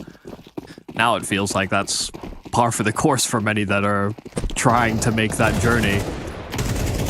Yeah. And check out this mid fight. Oh my lord. This was a force spy. Yeah, I was going to say, it's not an eco. It's not a USP eco for the CT side. They've been absolutely eviscerated before they could do anything in mid. Full contact play, fast out for Nemiga, just completely dominates with the weaponry advantage. I didn't even know it was a force spy until I looked at the money. Yeah. Safe to say, that has not been a worthwhile investment as it stands. They're heading B as well, so Bemis won't get any chances. It's been a rough game for Monte. Yeah. But come on, Bemis, you heard them smoke Con. Heard them smoke window. Could have shot a few bullets up short. Who knows? These players being as low as they are in a few could have given himself some magic. Saving his MP9 doesn't feel like it'll hold the most value.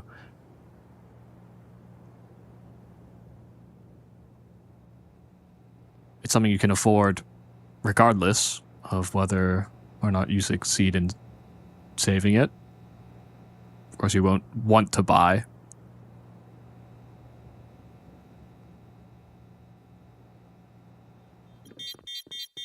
Yeah, sometimes rounds can be as simple as that. Just full swing to mid for Nemiga, and they came away with 4 kills instantly. If only all anti-force spies were as simple as this.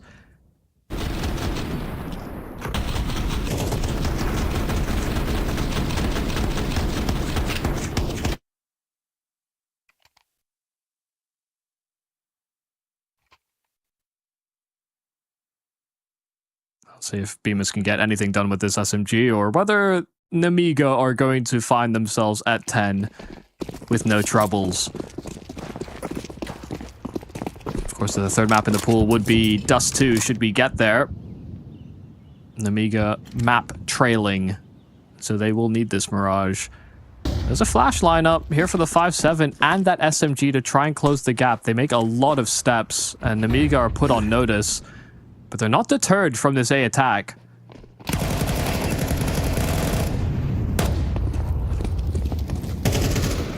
The Monte's going to be completely out of control if Monte can't find some frags here. Somehow that Monte, quite called Gizmy, does get a headshot off, but no frags. Some low players, but that doesn't count for much in the great grand scheme. So lots of cash in reserve for Nemiga. Money's looking good. Everybody was so low on Nemiga as well. It's almost a bit of a shame there for Monte. They couldn't finish off a couple of those kills. I think Xanter even shot Khan for good measure. So, you know, there was more damage than Nemiga would have bargained for versus USPs. But yeah, this is the bread and butter now. Monte need to turn the ship around, otherwise Nemiga will simply sail their way into another sand map. Dust 2 would be calling. And that AWP of Afro, you're hoping to see impact. It wasn't necessarily Khan's AWP that always struck true on that CT side, but an AWPing presence was certainly felt.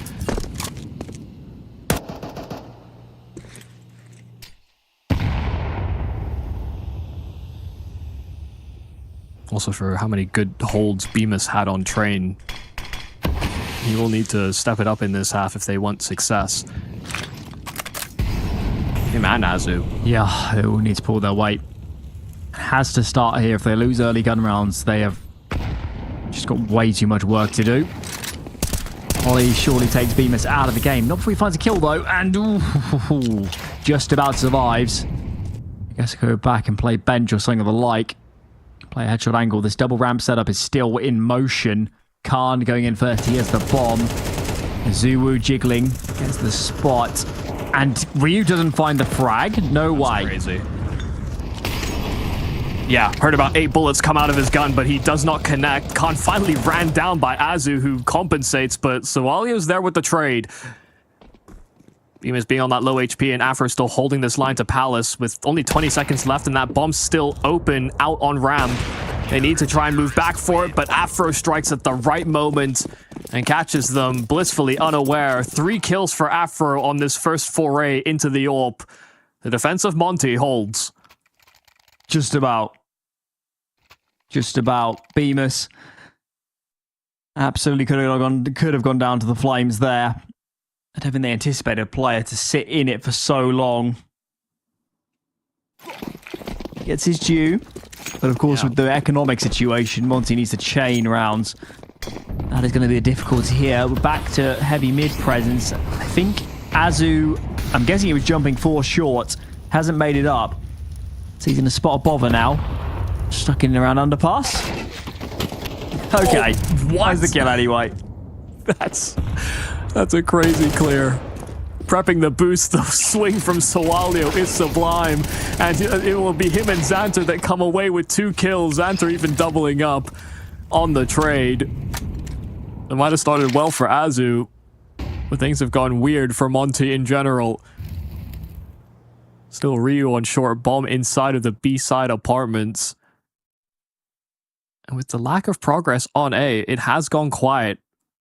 There is a lot of guesswork to be done on both sides. They're hoping to find an open B bomb site. And yeah, Gizmi's starting to lean over, but that player on short in Ryu will not give any attention over. His back should be exposed. Risky has a free kill, but there is another that can be offered up right back here for Gizmi. There's the bomb on Lear that is unprotected, unguarded, but he doesn't know that he's out on the site itself. The flash may have given that round away.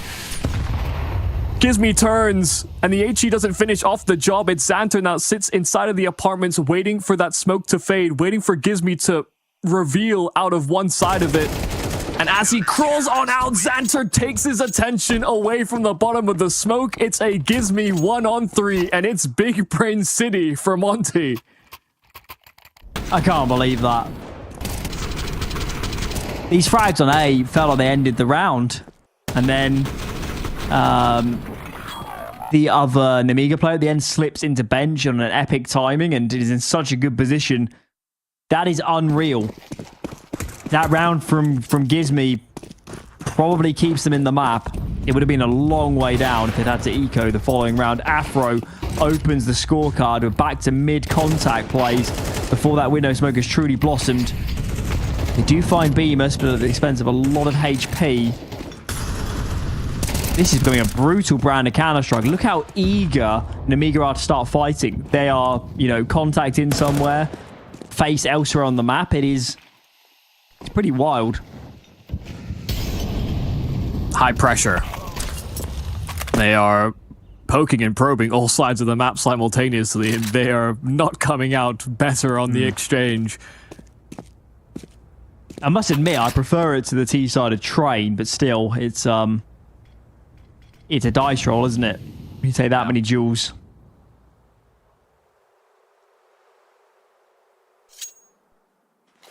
And I have to say that neither team has done a particularly poor job of trading on those early aggressive moves. Whether it's been Monte to get the opener or Nemiga, they've found a clawback kill very frequently. This kill from Khan in mid. He makes his presence known on short, but that bomb is still dropped towards T-spawn. But it gives me unsettled. The fact that Khan was on short may have actually allowed Sawalio to get that kill as easily as he does. Khan is, gambling the A bomb site. And with how low the time is, Afro should be none the wiser. Attention's raised to short, but he should start to hear these steps now. Khan makes his way over, but Khan hits the shot he needs to. Just like that, they have the B and the A bomb site, but that bomb planted on the primary. It's Azu that knows that they're split. The spam is close, but Khan gets out on the reload. And Sawalio can hear his approach. It's all on timing here for Sawalio on that low HP. Azu dodges those bullets initially, but it's planted for spawn. And a flash out from Sawalio. Khan dead. Azu needs to get himself into cover, but he's expecting the relay out from Sawalio, but it's full running on the headshot. Nemiga just keep on getting these crazy bailouts. This time, a 2-on-4. How are they getting away with this? That is bonkers. And, Monte is starting to get punished. They cannot afford to blow these advantages given the scoreline. They were in such a great position in that round. They had all the cards to play with, and wow, even there at the end, Azu looks so flustered. Granted, it was obviously a tough position, but they, starting to show signs of weakness. And look at what this done to the money. Oh, it's a disaster. They're going to force up. This is make or break. Lose this and it'll be another horrid force buy. Up against 5 map points. This is scary. Yeah, this is... I feel like this series has had many rounds that weren't supposed to happen. It's not how you would have projected the rest of the half to play out, but it could still take another turn. 5-7 and Deagle, along with that FAMAS's added pressure. They get 2 kills in at ramp, and this was a heavy A-side commitment in from Nemiga. They were setting up to throw util. That util is now sailed out, but they're trapped behind a smoke themselves. Doubly so. Palace and ramp both cordoned off. And Gizmy's taken space at B all the meanwhile, so if they want to go back, they'll have to deal with him. Otherwise, the Gizmy stops pushing. He waits for information. If he overplays his hand, there's still too long left in the round. Hopefully the sandwich there, and he spotted the elbow? I think he spotted the foot, actually. Yeah. So first molly missed, but the second one will certainly get the job done. Kill from Bemis. Flashes are perfect. Azu has a free kill on the site, and that was the bomb that was making its transition over. And now the Noose Titans. Khan trying to attempt to hold on to this AWP. It will be the Gives Me Backstab that gets the job done. A team ace here for Monte on a pretty desperate buy. They come away with 2 rifles and an AWP. And neither team, both are just refusing to die at the moment. Of course, in this round, a lot of it comes down to that initial ramp fight, but you mentioned the site hold as the exec comes in. The timings of how they fight is just perfection. And of course, the flashbang as well to allow the player default to get a good fight. And now it's flipped. The money is a disaster for Nemiga. Full force buy for them. Win this as Monte and you're up to 10. And even then, the buy, if assuming there's no plants, the buy is not good for Nemiga. Yeah, there's a part of me that actually almost wishes, based on the way that Nemiga are buying, that they bought more util. Because the times we've seen these rounds be threatening is when they've had execs and they've, you know, layered that utility well. Monte cannot afford. Oh my lord. Why? Do they not see where the money is? They saw no util early on, perhaps. I have no explanation. Maybe he thought it was a full eco and he's getting ahead of himself, but in a series where these rounds, they certainly could have been there and doing on train. It wasn't by virtue of Nemiga sucking so much on the gun rounds, to put it bluntly. But this could be a disaster. Also giving away a gun in mid. That's an AK on Dezanta. Yep. Not like this. It's a curious move. Started window, jumped out window late to fight mid-floor. Didn't even just transition to connector. I think that was the expectation. Looked like he wanted to fully push top mid and just didn't have the support around him to actually make that play feasible. So yeah, it's a vulnerability that's exploited. A weapon given over. Well, it's not in the healthiest of hands. It can certainly still be a massive issue. They line up over at ramp. Ryu a double kill, but that recovered AK does strike back in. Afro spotting the presence at ramp, and it's full tunnel vision out from Palace. Bemis will cover, fortunately. So Alio got a couple of strikes on that deagle before that kill came in, but B is open. It'll just be a tough time actually getting that bomb into the site and planted. I think it's a little too late, actually. Yeah, 8 seconds past this. He knows it. Making it. Yeah. Hoping he hit a perfect B-hop, but even then, you would have had to hit like 14, I think, to make it in time. I think Leah there was actually hoping to die, given the money. Oh my god. That is... What do you do? They put themselves in a position where their buy's going to suck on the following round. They could lose this map without, what would it be, 10 to 11? They might never have a good buy before the end of the map. Yeah. What a catastrophe. Unironically, they may just have to continue to save. If they go in with like a half buy, half not, then you're right. You know, they don't get a proper full buy, but if they save in one of those rounds, they could. Such a bizarre situation. Yeah. And the clock bleed too much. Monte playing 4 mid. Afro passively holding B. And Xanta opens up the scorecard. The 1 AK in the mix finds 2. He goes looking for more. Ryu springs his trap. B has been seeded in the meanwhile. You can't play 4 mid anti-eco and lose 4 players. They have 1 AK, and it's gotten 4 kills. This is absurd. Do you believe me yet that Monte loses in advantageous positions? I was with you since you might be convinced. Since that last round of the half on train, I was with you, but the evidence is stacking up. There might be a mountain of it at this point. Oh, I wasn't expecting so much. He needs to save as well, man. I know he feels like he can win this. I know it's been one of those rounds where you just want to give it a go and try and forget it ever happened. If they hang on a not minute. really guarding the bomb, though. They're not. Look how far they've they've cast the net. He can get on the bomb. He's going to win the round.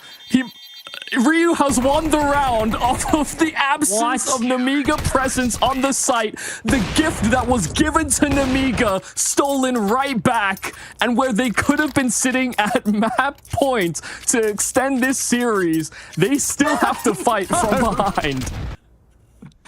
I actually stand by what I said. He should have saved. I agree. He actually should have saved. Oh my lord. How does it... What is happening today? I mean... It's someday. Of course, we've spoken a lot in this series, of course, about Monte making mistakes, but we're getting in the territory now where Nemiga's going to watch back this game, and they're going to have, like, 25 rounds to review at the end of this. What is going on for them? I expect them to be the more maybe predictable team here, the more like they've certainly played for longer as a core. But what's happening? This is what I was also talking about in our pre-show. The roles, the hierarchy, the system seems to have taken a hit in the implementation of Sawalio, and that's no issue really with him individually. He's actually been doing a great job. It's just in the restructuring, Nemiga seem a little bit frazzled. But I think that's everybody this series, Monte included. Afro's AWP already tight on the line. Nemiga going for this A burst, and while they're pulling util as they descend into the site, Xanter's dealt with, and no one else has really joined him. Lear out, and Sawalio actually combining for that double entry. And now they'll look to take that extra space. They'll wait to get those smokes down so that they can breach this bomb site cleanly. On the edge of the smoke, Bemis tapping away and hits the headshot, but Lear answers back with one of his own. This might be just an argument to save now here for Monte. Azu's low. An argument to save. The money's in a position where these might be their only rifles. I mean, Bemis maybe could force something out, but surely can't pull these sort of rounds off again. In the meanwhile, Nemiga playing with a level of discipline I've not seen yet in this series. They've just been blindsided too many times. They'll be all sticking around for this bomb if there is a risk of another ninja. Azu. Liz peeking before the smoke. It's not ideal. There's no wiggle room now. That is the round. If Azu stays alive, that is the round. This is outrageous. They wait forever. They take too long. And while there was an argument to save, that scratching feeling at the back of the minds of I don't Monte believe it. Is that Nemiga will mess this up somehow. The MVP for Monte right now is Nemiga. I honestly, I can't believe it. I cannot believe it. I only ask the question, why? Why wait as long as you did? Hope somebody's got a bingo card with that on it, because they'll have a full house by this point in the series. Monte, I'm not sure they deserve to have 11 rounds right now, but they've got it somehow. Gives me jumping on the MP9. Presumably, Nemiga's running out of pauses as well after all of these rounds. I mean, they called a pause after their 2v4. I imagine to almost let Monte stew in the mistake, and then I don't know. They get ninja diffused into this. Into a 4-on-2 where they have the bomb site, and they wait too long. Nemiga are breaking down in new ways each round. The player who struggled the most on the CT side is Afro. He struggled so much to have impact on this AWP, and he is eliminated instantly. Azu can't get anything done. This A defense is crumbling. And despite all their good work, finally there is an early save call. I mean, granted, the lack of save calls in the last 2 rounds might have won them it, but the one kind of hidden factor at play at the end stage of this map is the economy. Monte might be winning rounds, but they clearly weren't saving any money, and now it's gone. Yeah, why try your luck a 3rd time? You've already had 2 rounds of grace. This could still end up in an OT. As scrappy as this game has been, there could still be more to play. Bemis won't even be allowed to hold on to his weapon, so 4 survive here for Nemiga, none for Monte, as they will have to move in with a poor force buy. But that has not exactly been a burden. I have no confidence in this series. I have absolutely no confidence in Nemiga to clean this up. Force buys have been a boon, in fact. They have absolutely done this map the hard way. This last 7, 8, 9 rounds from them has been actually playing pretty well on gun rounds, or at least early in gun rounds, and then it being catastrophically, you know, dropping the ball, snatching defeat from the jaws of victory sort of stuff. 2 pistols here. Azu finally has some impact. Long range frag for him. Afro won't get engaged, but they'll certainly take the man advantage. They're all in mid as well for this T side, so if anybody gets angsty from the CT side, starts making moves.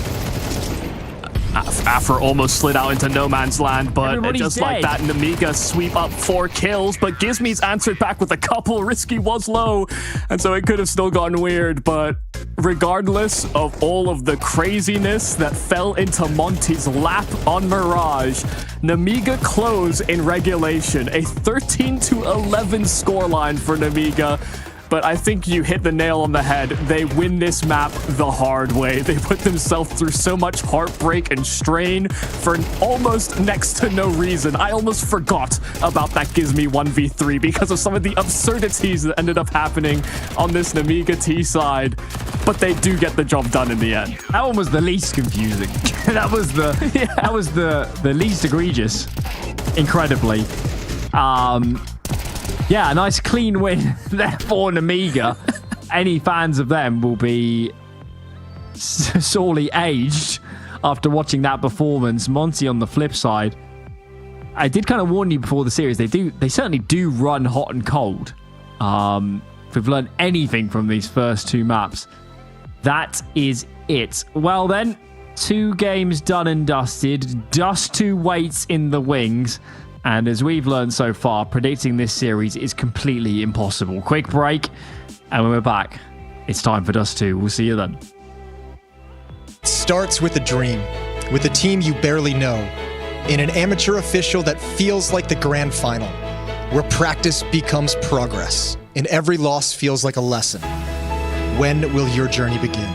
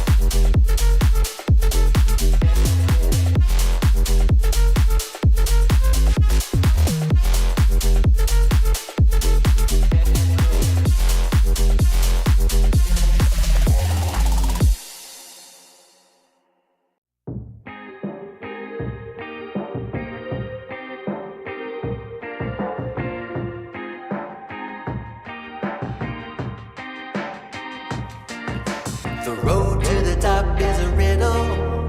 What will be my destiny? Money and fame are awaiting, but not enough is raining on me. Maybe I should give it all up.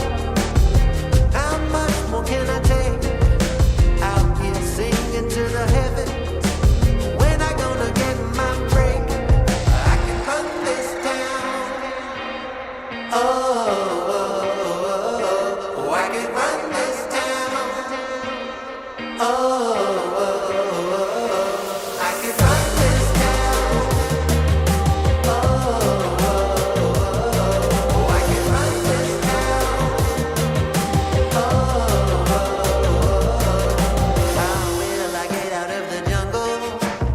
Everybody wanna stop me. 10 more steps up the mountain. Now everybody's looking for me.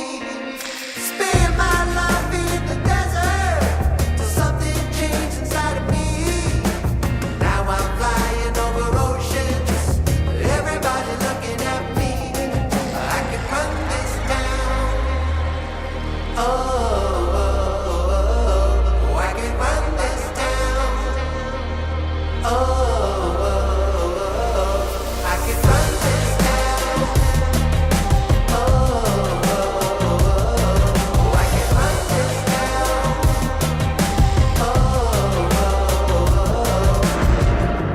Full power, get louder.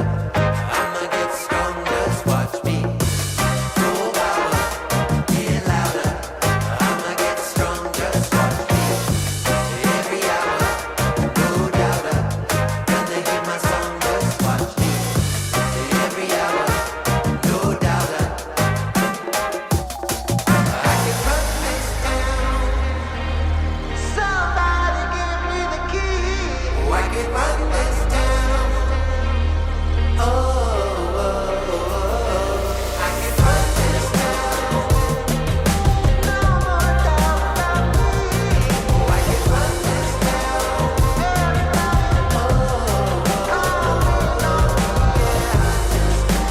Don't you know I got the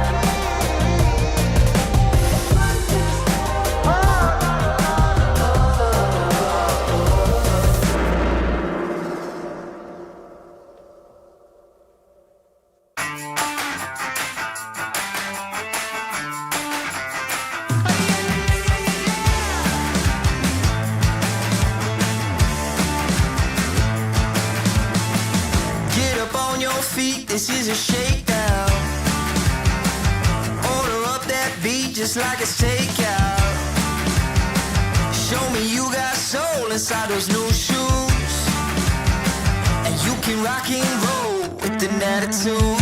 So good, so fresh, just the way you like it. Just the way you like it. So good, so fresh. You're the new MC, you got the remix. Keep it on repeat, just let the beat kick. Everywhere you go, you bring the roof down. Everybody knows you got your own sound. So good, so fresh, just the way you like it. Just the way you like it. So good, so fresh. Yeah, you like it, the way you like it. Oh, yeah, you like it, the way you like it now. Yeah, you like it, the way you like it. Oh, so good, so fresh. Get up on your feet.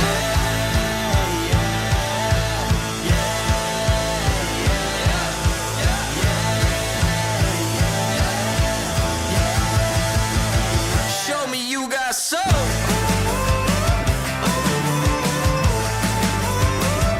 Just the way you like it. So good, so fresh.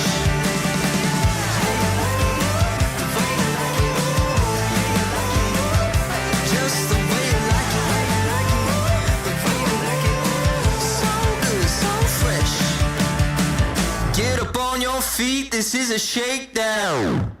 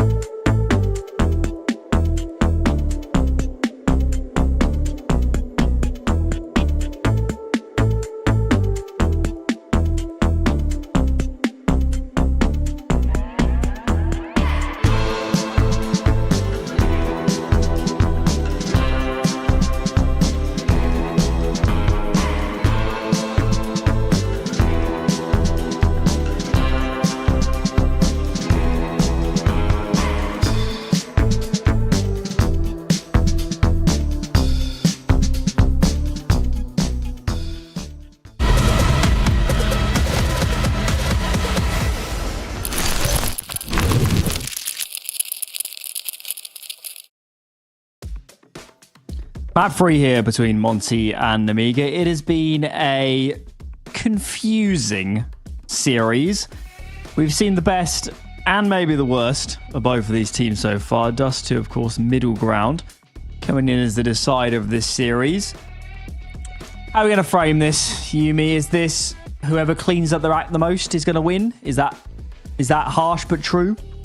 I would say that it is a good reflection of where these teams currently are in this series. I wouldn't say necessarily this is a trend for Monte or Nemiga, just in terms of how outrageous some of the rounds they've both respectively lost have looked.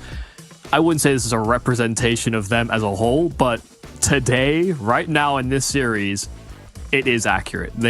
Both teams need to figure it out coming into Dust 2. This is last chance saloon. Neither of them are already in the finals next week. They're, of course, already in the lower bracket, so running out of time to make a compelling case that Pro League is on the horizons. And, of course, Dust 2 will be our playing ground. Let's talk some individuals here in this series. Start with Monte. There been any players for you that, you know, maybe haven't played their best Counter-Strike yet? Of course, Afro didn't have a brilliant Mirage just now, but who for you on Monte maybe do you expect a little bit more out of coming into Dust 2? I would say, just in terms of threats, I haven't really seen too much from Azu or Ryu, really. Ryu has maybe, in a couple of rounds on that T side from Mirage, was kind of the key reason they broke into bomb sites, but it's not consistent enough. I think, by and large, I don't even necessarily put the onus on individuals necessarily, because I would like to think that they've mechanically shown up. Most of the times that players are missing or failing their kills is actually more a testament to how well Nemiga have been doing on some of the flashes and some of the trades that they've gone for. So to me, it's less individuals. It's actually just this lack of the team play element that kind of needs to be in this Monte if they want to be successful. I see proactive moves. I see macro understanding of what they want to do next, but the ability to sort of tether off each other or set each other up properly does seem to be absent in most rounds. There's been a couple of moments where it's been really, really important that they have shown up. And outside of that, Nemiga, I think, actually have on an individual metric, have the better firepower. So Monte need that compensation in teamwork. Yeah, tricky thing though is that those sort of aspects they're basically impossible to fix beyond any small band-aid degree during a series. Yeah. So the best they can do, I'd have thought, is just communicate better. It's a pretty safe assumption that in some of these rounds they're falling apart for Monte, that comms hasn't been perfect. So hoping from their angle that can get cleaned up. I guess for Nemiga, man, some of those rounds towards the end, that would have been a clean win on Mirage. Yep. Without those mistakes. And then some. Could have been a clean win on train for Monte as well, without some of the ones they made as well. So. One of those days. So many bonkers rounds. Both teams need to play a cleaner brand of Counter-Strike. That is pretty obvious. And let's get into Dust 2. Gizmy finds his lineup in the end. Towards the doors. That would drop down. Mask all amid. Catwalk as well. We have got a player in Khan. Sorry, not Khan. Risky Bob here. Aggressive in amongst the reeds. It's an extended fight here with Azu. Fortunately, there's nobody in behind. Now, Ryu starts to make his move, but he's a little bit too late to the party. A teammate has already joined to bolster the defense. And now we're kind of pinned in. We've burnt our util.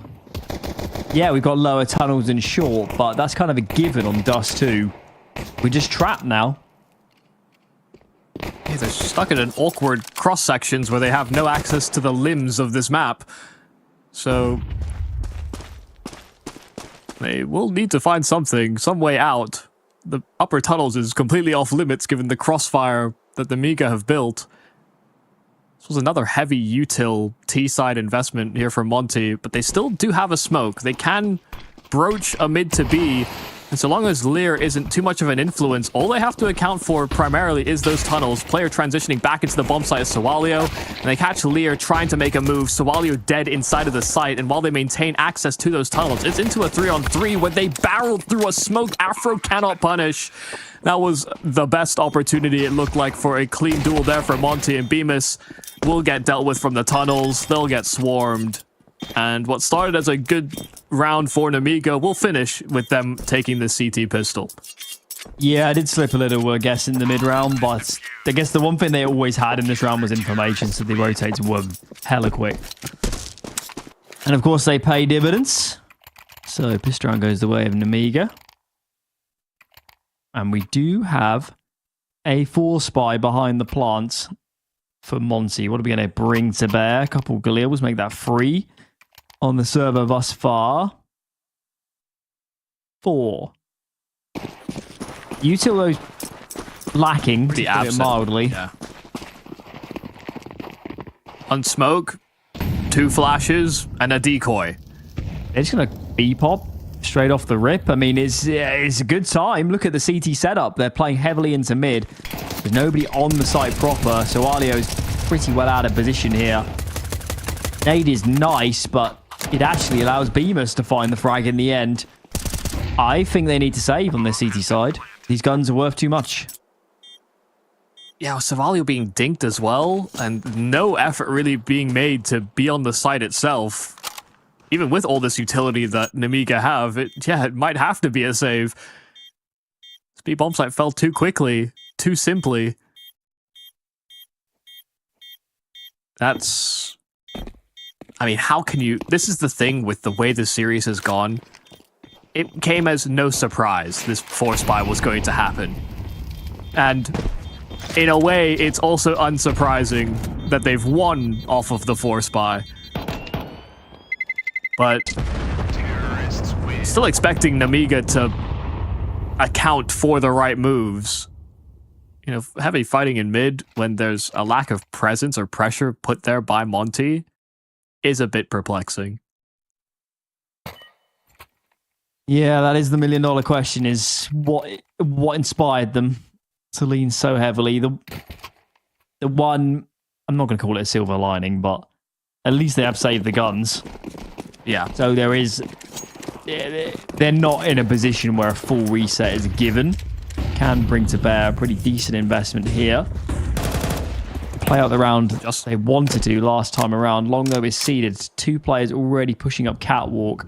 There's no lurker for Monte, so there's nobody immediately to catch this.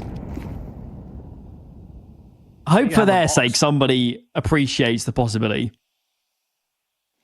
Yeah, they're very aware. They've been blocked. There'll be another smoke, and with them being so dedicated to this long take, they will be hyper conscious of this flank. Meanwhile, Afro is poking and probing with this scout, and he's been able to deal with one player inside of the site itself. Nade does not track him down, repositions nicely. You see, Khan's actually checking T-spawn, so they don't quite know for sure this is all 5 long.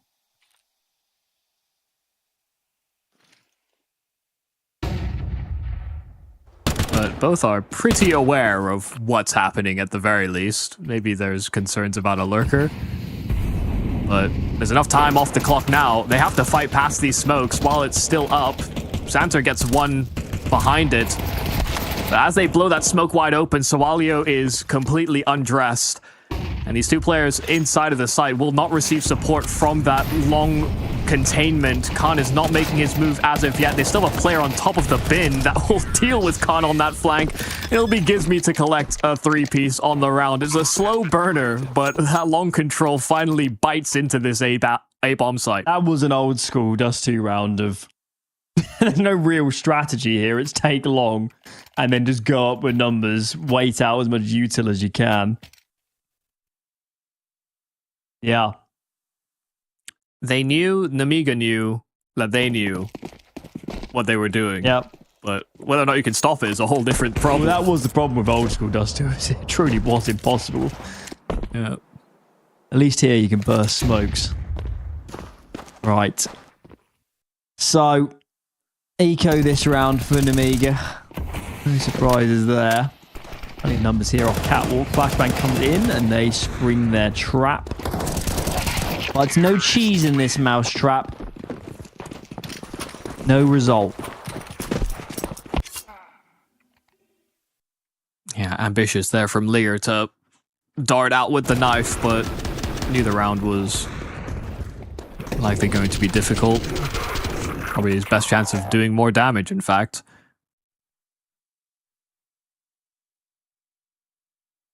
So yeah, nice money builder. Back-to-back rounds here for Monte. Hope out for Khan. Well, after fires a shot down range, Khan will not give him the satisfaction of a clean duel.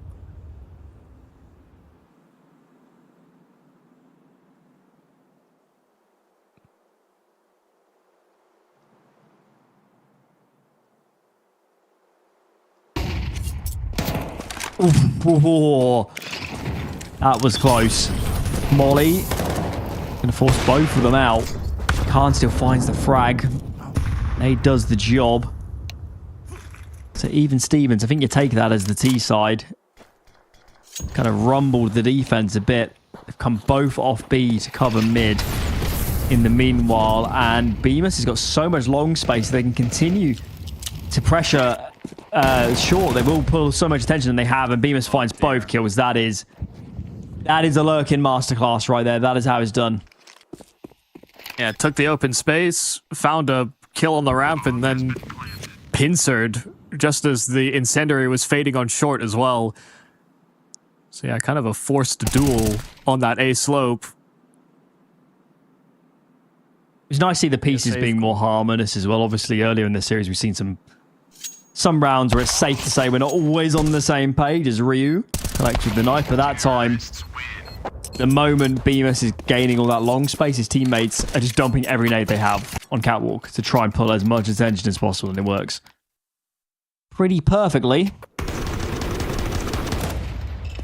I think we'll be ecoing again if we're Nemiga. Yeah, there's not a lot going for them so far.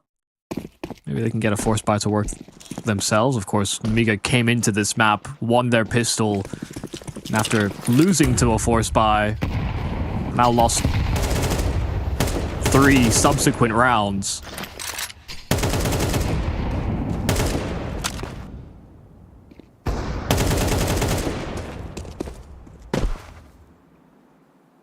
I'll jump across there for a risky.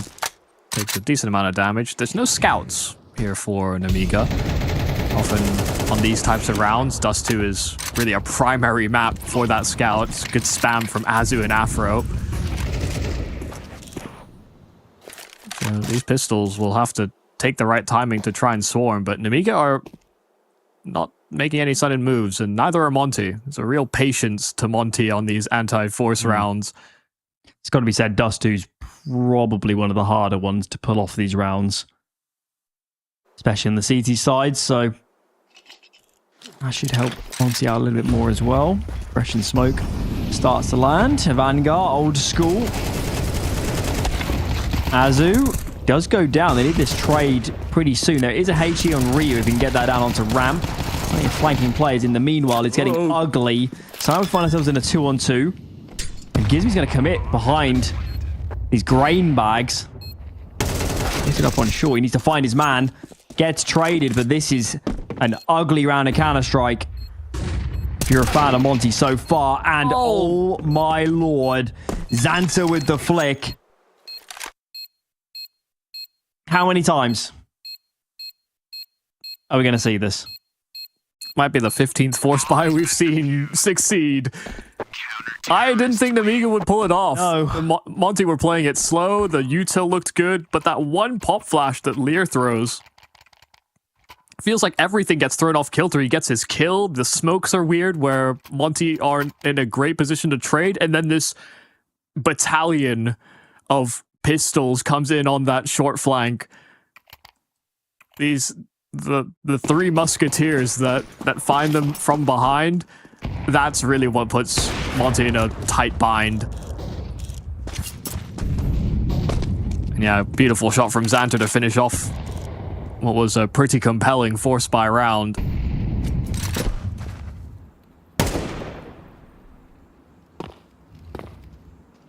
This is far from a normal series.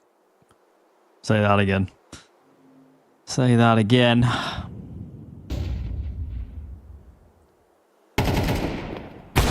On. Gets his fight. Afro chipped down. Now they'll readjust. Boost in mid's going to come in.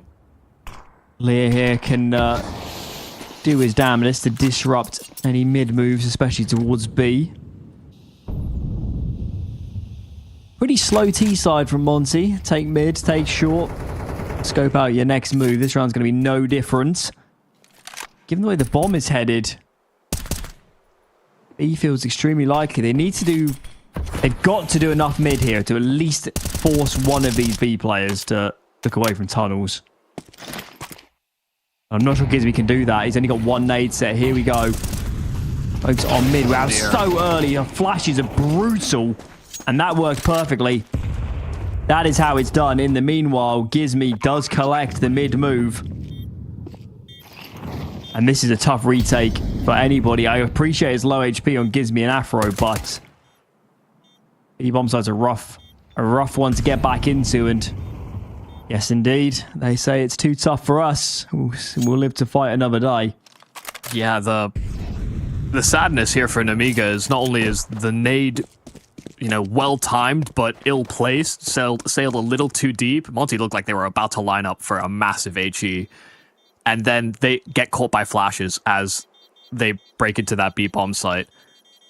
If there's a little bit more impact, Sawali does well from the big box to collect on a couple of kills, but so much of the damage that was done to Monte in this round actually was unconfirmed. It was through smokes, it was via utility. They didn't know for certain how weak these players were, so even if you try and angle for that in the 2v3, I don't think Nemiga were the wiser. It does feel just a little inopportune there for Nemiga. I don't think the setup was particularly bad, but Monte bursting at the right time hit them with good util and dodged some critical util as well. That's the fight Afro has been searching for in the start of these rounds, and he'll get exactly what he wants. Azu as well. 2 quick collections as Nemiga try and change up the pace here on this defense. Just getting pushed around, and now this B-bomb site is completely vulnerable. It's only for Monte to discover that. Now there's kind of an absence of presence. Nemiga aren't fighting aggressively for that mid-control. You see Gizmy now probing. So he should call that all clear.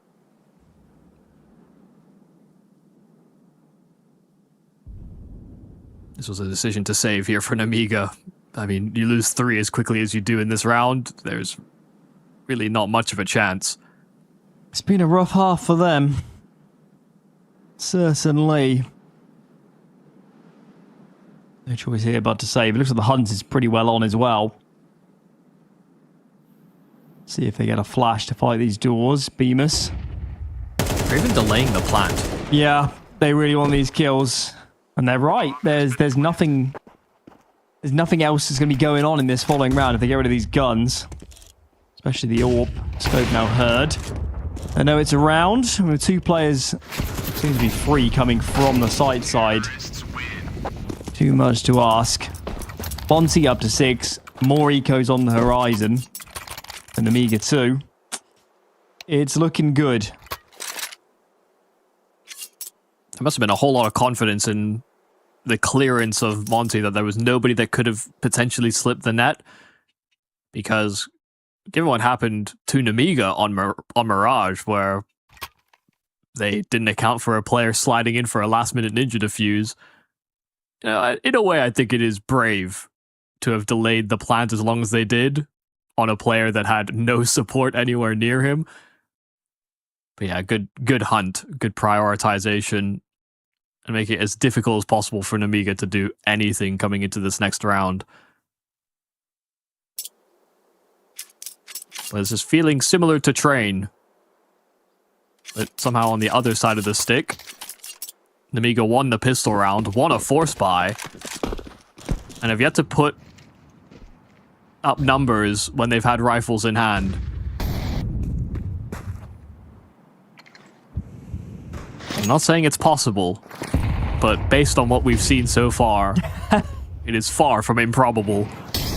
I've learned not to bet on any of these rounds.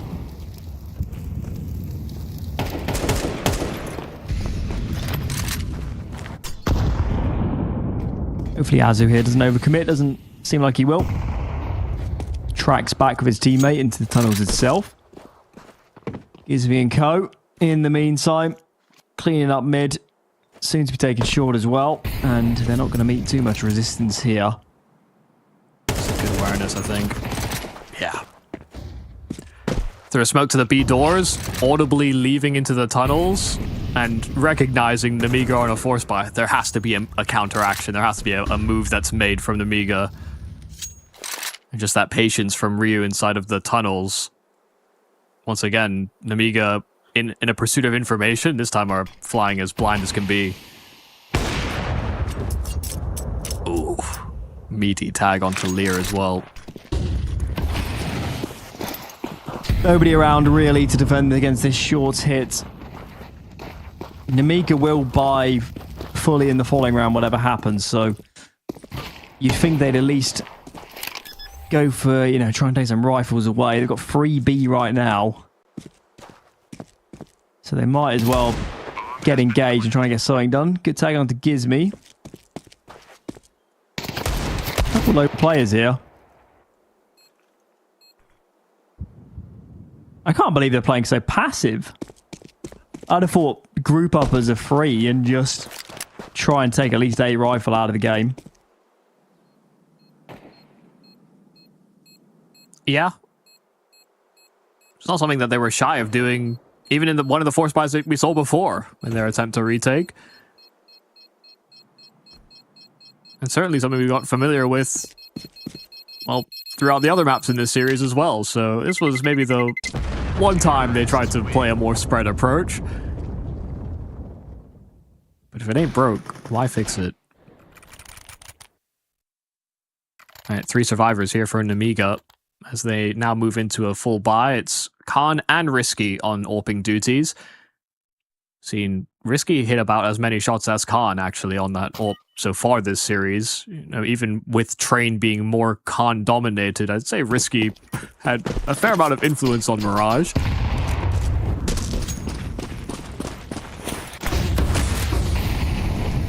But they've got to get a stop. 7 rounds already on this T side is really a solid foundation here for Monte. Everything else will feel like simply extra. Nemiga cannot salvage this half into a 7-5. Times will be tough in that second half.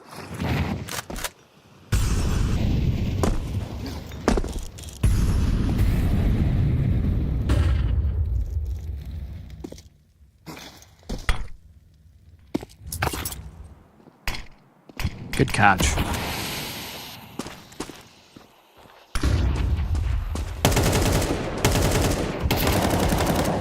Ooh, there you go.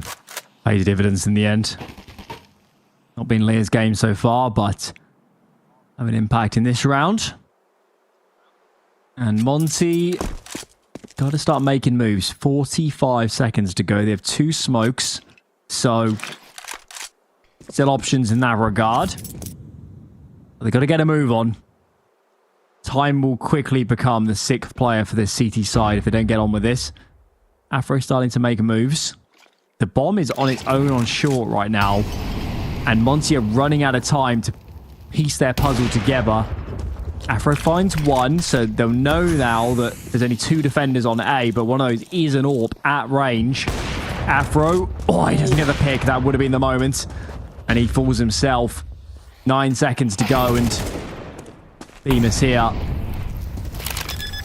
Does he have it? I think he has it, right? I think he has it. He does have it. Oh my goodness. I know that Ryu was off the site, so logic dictates that you need to go for this retake really fast, and Risky Bob, living up to his name, commits in a position where Khan can't immediately trade. Bemis here needs to buy as much time as humanly possible. He actually finds the kill, and that is another shocker from the Nemiga camp. They have no business. Monte have no business winning that round. From Afro probing in middle with the AWP, full belt of util as his teammates are trying to get themselves up short. You know, that's one of those moments where you always would expect most of those resources to have been given to the short players, and the lurker to really primarily be on a rifle. And I thought once Afro missed that shot on the cross, you know, catching Khan on the ult, I thought that was the round done, but suddenly Bemis with a triple.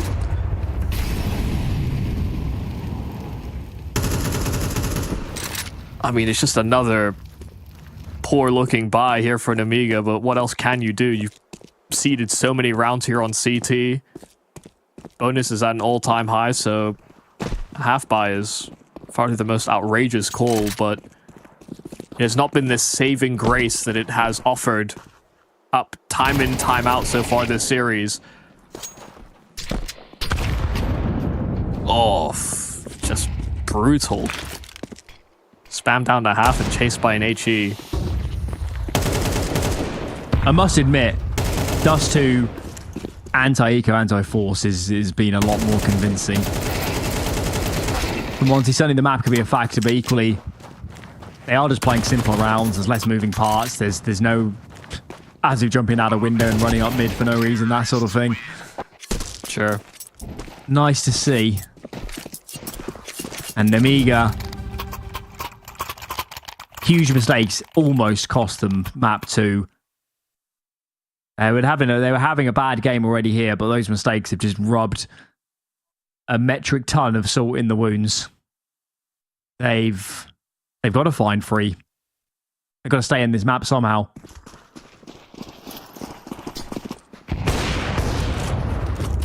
Yeah, if you plugged the form and abilities of these players into a simulator today, it would give you 15 different results, 15 different times.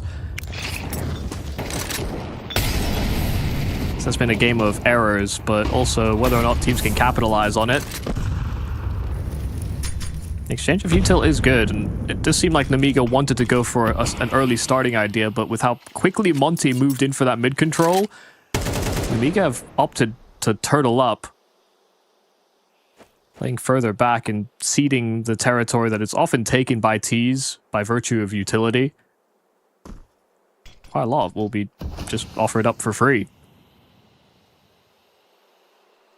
I think that's been the one key difference, really, for Nemiga here on the CT side, is that, honestly, Monte have been doing a great job of punishing any attempts to be more aggressive or hunt for information, and it's left Nemiga in a very baseline defense.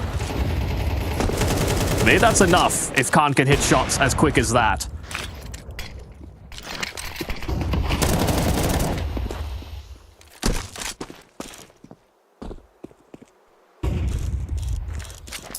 So far, good activity. A 3-on-5. Yeah, they need somebody to do something here. And Nemiga most certainly have to convert this. They're going to go double off Cat. Bit of a risk, but at least we're playing a buddy system. He finds the first man. The teammate to trade should he fall. And oh my lord, what is going on there? There's no time. Yeah, I don't think it's going to matter. Looks ugly, but frankly, if it costs 2 seconds, it means decided the round. Indeed, it has. They find a flurry of frags that will not decide the round. Nemiga, tough half for them. They squeeze their way up to 3 rounds. Second half, the deciding half, coming up soon. Monte with a tremendous lead.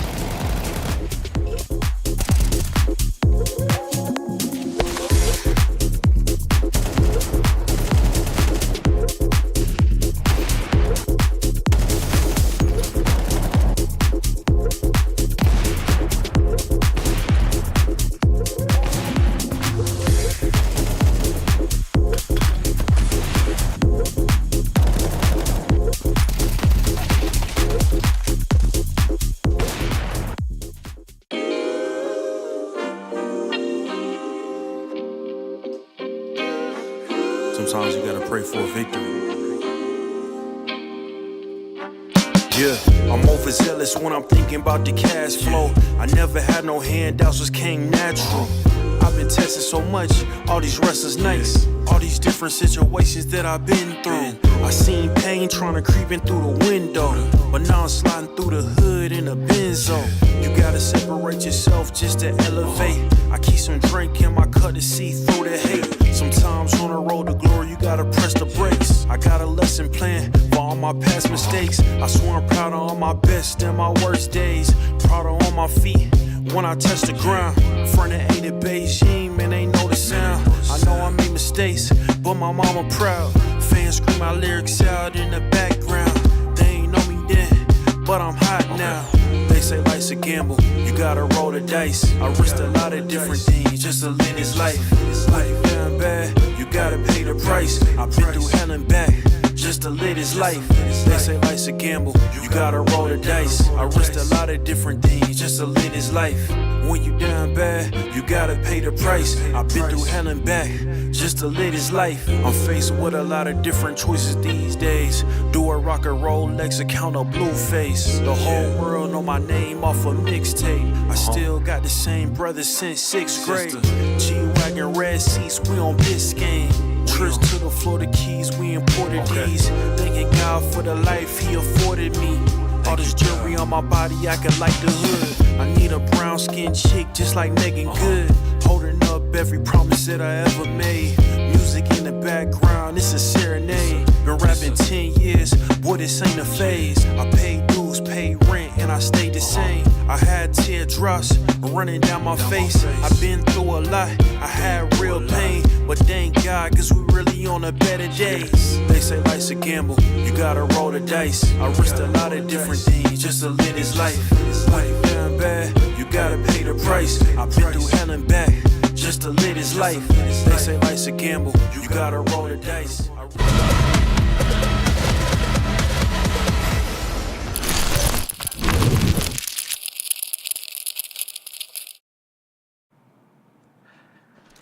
The final half of regulation on the final map here in the lower bracket of ECL Season 50's Cup number 4. Nemiga and Monte have been battling it out for what seems like a century now, with how many rounds have gone weird and how long the games have been. But Monte with a 9-3 lead, they're in a fighting position to maintain this lower bracket run. Now or never if you're on Nemiga. And they strike the core scorecard first. Look at the rotations, though. All 4 for Monte are here, trying to mount heavy defense, but they're losing numbers thick and fast, fighting from Goose. And they do find 2 fast kills. Still, though, trades are okay. Bemis next to get his jewels. And he falls by the wayside, leaves just Ryu. Big task on this young man's shoulders. But he gets overwhelmed. Surely gets overwhelmed. What? No. How's he won that? Double peaked and he finds both kills? You can't predict anything in this series. Oh my goodness. And the worst part is they lost track of nameplates. Ryu got a kill as they were scaling up into that A bomb site. They deal with the 2 players Goose, and they're still caught out by Ryu edging the side of the smoke. That's a 1-on-3 there for Ryu. That should never have happened. Currently sitting 12-3 on the scoreboard.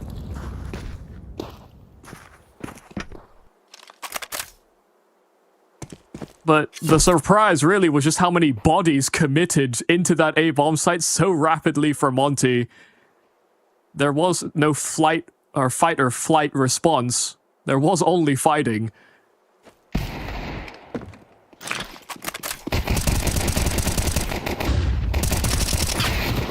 No force by this time. It's just a stray deagle and a few Glocks. Well, they have been able to permeate into the site itself, and with that smoke, they'll secure a plant as well. So they've done quite well here to have gotten themselves into a planning position and done the damage they have. But this will be an 11th round here for Monte regardless. They do not have a lot of runway. This extra money from the plant has to go very far into this T-side half. Okay.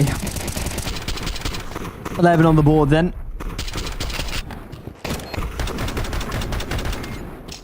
And Nemiga goes without saying, these go-rounds need to go pretty well. As a reminder to all at home, that's on the top of your screen, lower bracket, so lose this and it is curtains for your chances to win this cup and ultimately win the Pro League spot. Pause comes in. Looks like it's Monte's timeout. I kind of rate, play every gun round as it comes, slow it down, especially if, say they win this and they're playing up against pistols. take 2 pauses. Yeah. Why not at this point? Yeah, there's something to be said about having the intensity that every round could be your last. There are some players that would love that environment. There are others that would probably hate to think about it like that, actually. It's all about finding the right fit. Especially for a team like Monte, where it's being effectively led by rookies. If you're talking about the pieces you're expecting to perform,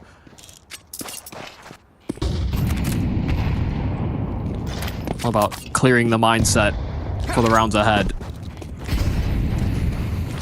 But this is a must-win for Nemiga, a team that have been together for far longer, only had to replace one player, and have actually put themselves into a fair amount of decent positions, pulled back some tough ones too.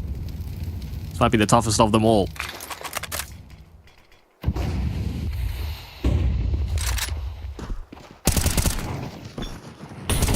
Hazu, just the one. No teammates immediately nearby. There was a flash, but it came too late to have huge influence. In the meanwhile, Short, a lot of pressure. Smoke, for now, holds them a little bit at bay. Re-smoke comes in, and there's no HE for this T-side to break it. They're pretty committed, though. I mean, the bomb is in pit, so they've got to end in this direction. That's a nice kill on Gizmy. And now these CTs are in a position where they really need to actually commit to this short fight, I think. They're just going to reroute, drop Bemis to go for his fight, and Afro is left in a rock and a hard place, and now that decision to split up one apiece does not look ideal. Ryu needs to save. Yeah, a very tough position to be in. They just got that smoke that was down, but because Gizmy gets dislodged and sussed out by Sawalio on the spam through the smoke, they lose their foothold on that position, and yeah, they don't come to a consensus as to what they should do next in response. And I agree with you that short play was the most logical of the two. But they hedged their bets, and it didn't work on either front. So Nemiga do find what they were looking for. They go into a gun round on this T side. They come away with a win. They pick apart pieces of the defense. And Monte are now down to USPs. A flash and a 5-7. That's about all the threat they've got.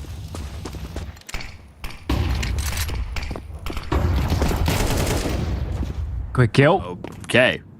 That was almost too fast, in fact. Swallow just planted his feet.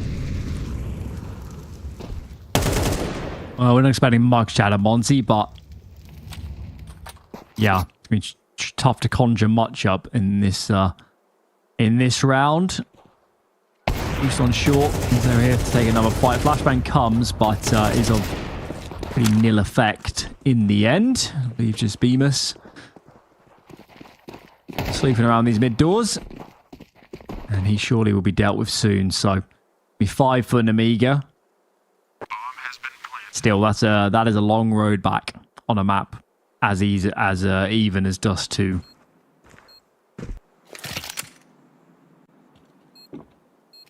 Well, Bemis was hoping you could at least salvage a 5-7, but that was replaced by one of the T's. Damage could still be good, but Bemis hits a dink. Won't be given any other opportunities. It'll be 5 alive here for Nemiga. So they're building an economic cushion. They don't have a lot of rounds to play with. But they can still sustain their assault, sustain their campaign to bring this map back. Even if they take heavy casualties. Ult back out for Afro. Player's very late on the cross. But Khan's anticipating a peek. But it's just going to come a little while later. Afro just taking that tight line. See if anyone skirts past middle and tries to take floor control very quickly. It's only Risky that's throwing out that spam.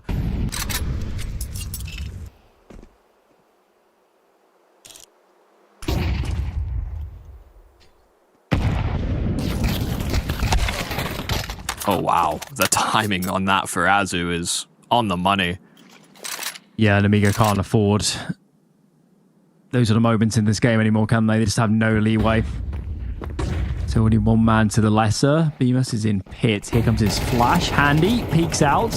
It's like Xanta was already trained and pulled his trigger. And Bemis couldn't get a good engagement. Numbers are evened up. Information, though, for this CT side, they'll know that long is obviously a tremendous risk. They pulled both B players off. They're now clearing mid. So Alio is still tunnels. And it gives Nemiga the confidence to do this. Can Monte figure out what is going on before it's too late? Yeah, so Alio must have heard them. It's such a committed rotation out from Nemiga. It's full steam ahead towards that B bomb site. While Sawalio hasn't taken a foothold on the site itself.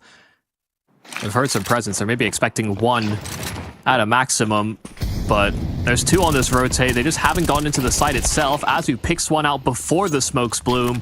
But there will be a trade right back. HE sailing past on Ryu. Molotov a little deep, and Sawalio just caught mantling up towards that window. Nemiga are that extra man down before that bomb is even planted, and Khan punching in those digits. They get swarmed. Gizmi running straight through with Ryu. Will allow Monte to get their hands on a 12th. Nemiga have to now be flawless here on this T-side campaign. Monte have 7 strokes of it to try and finish this map in regulation. With the position Nemiga was in before they hit that site, you would have taken them 7 or 8 out of 10 to win the round.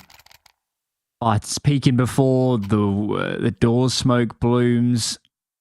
They get picked by a player sitting in the molly. Like, they're just kind of not respecting that player could face early.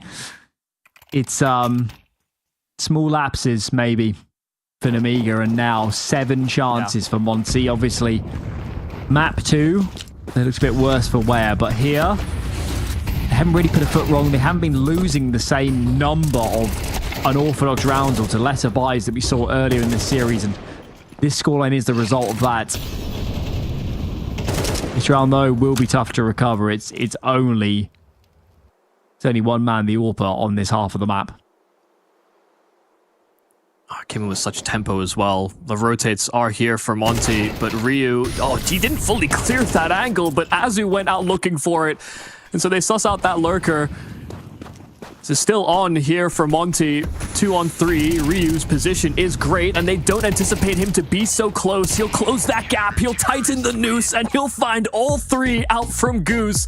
A 13-5 scoreline. Monte will eliminate Nemiga from the running and continue in our lower bracket here in the ESL Season 50 Cup.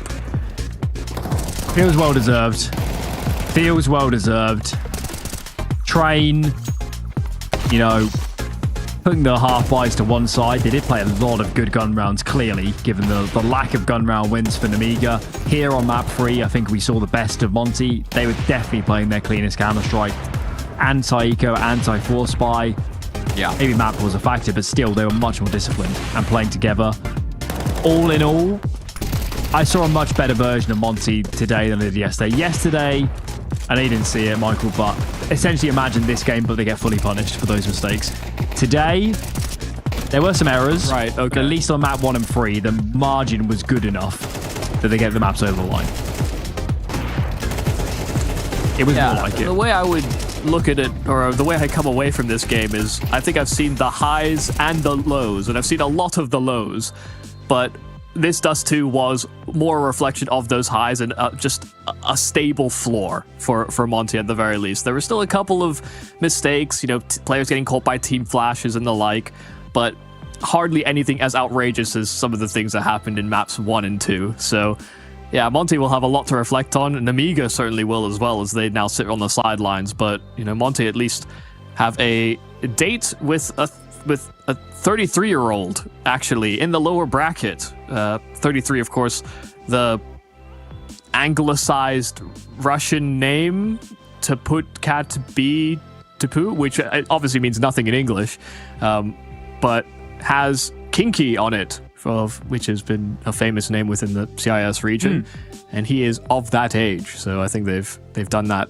just to tease him, but they've been successful as well in their lower bracket game against K27, and so that will be a head-to-head between some of the old guard and some of the newer kids on the block necessarily to make it through that lower bracket. Of course, we can actually look at how that is developing. This is what I'm talking about. 33 versus Monte. 33 were able to win out 2-0, but it was a quite close game, 13-7, and then a 16-13 win for them. And we saw the difficulties Monte had, so I'm expecting that to be quite a barn burner as well in that lower finals. What are we down to now? 4 teams. That's what we've got remaining. It's Venom and Sinners for the upper bracket matchup. That game will be Friday. Game on your screen, that kind of lower bracket final. The lower bracket final, that will be tomorrow. Same time, same place, as always, here on Challenger League. So that wraps us up for the day. A long series, and we'll be again watching Monte play tomorrow. Same time, same place. Join us here on ESL Counter-Strike. We'll see you tomorrow. Have a good evening.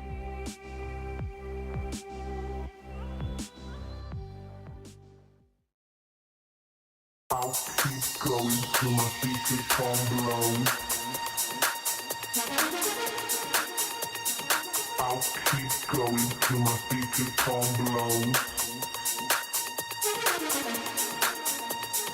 I'll keep going till my feet become below. I'll keep going till my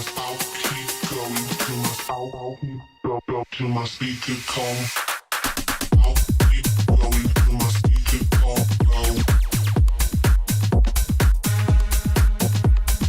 I'll keep going till my speaker come low.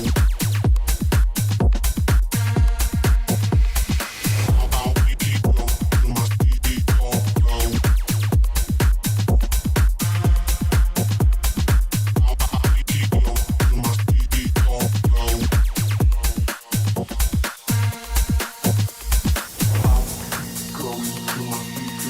low. I'll keep going till my speaker come low.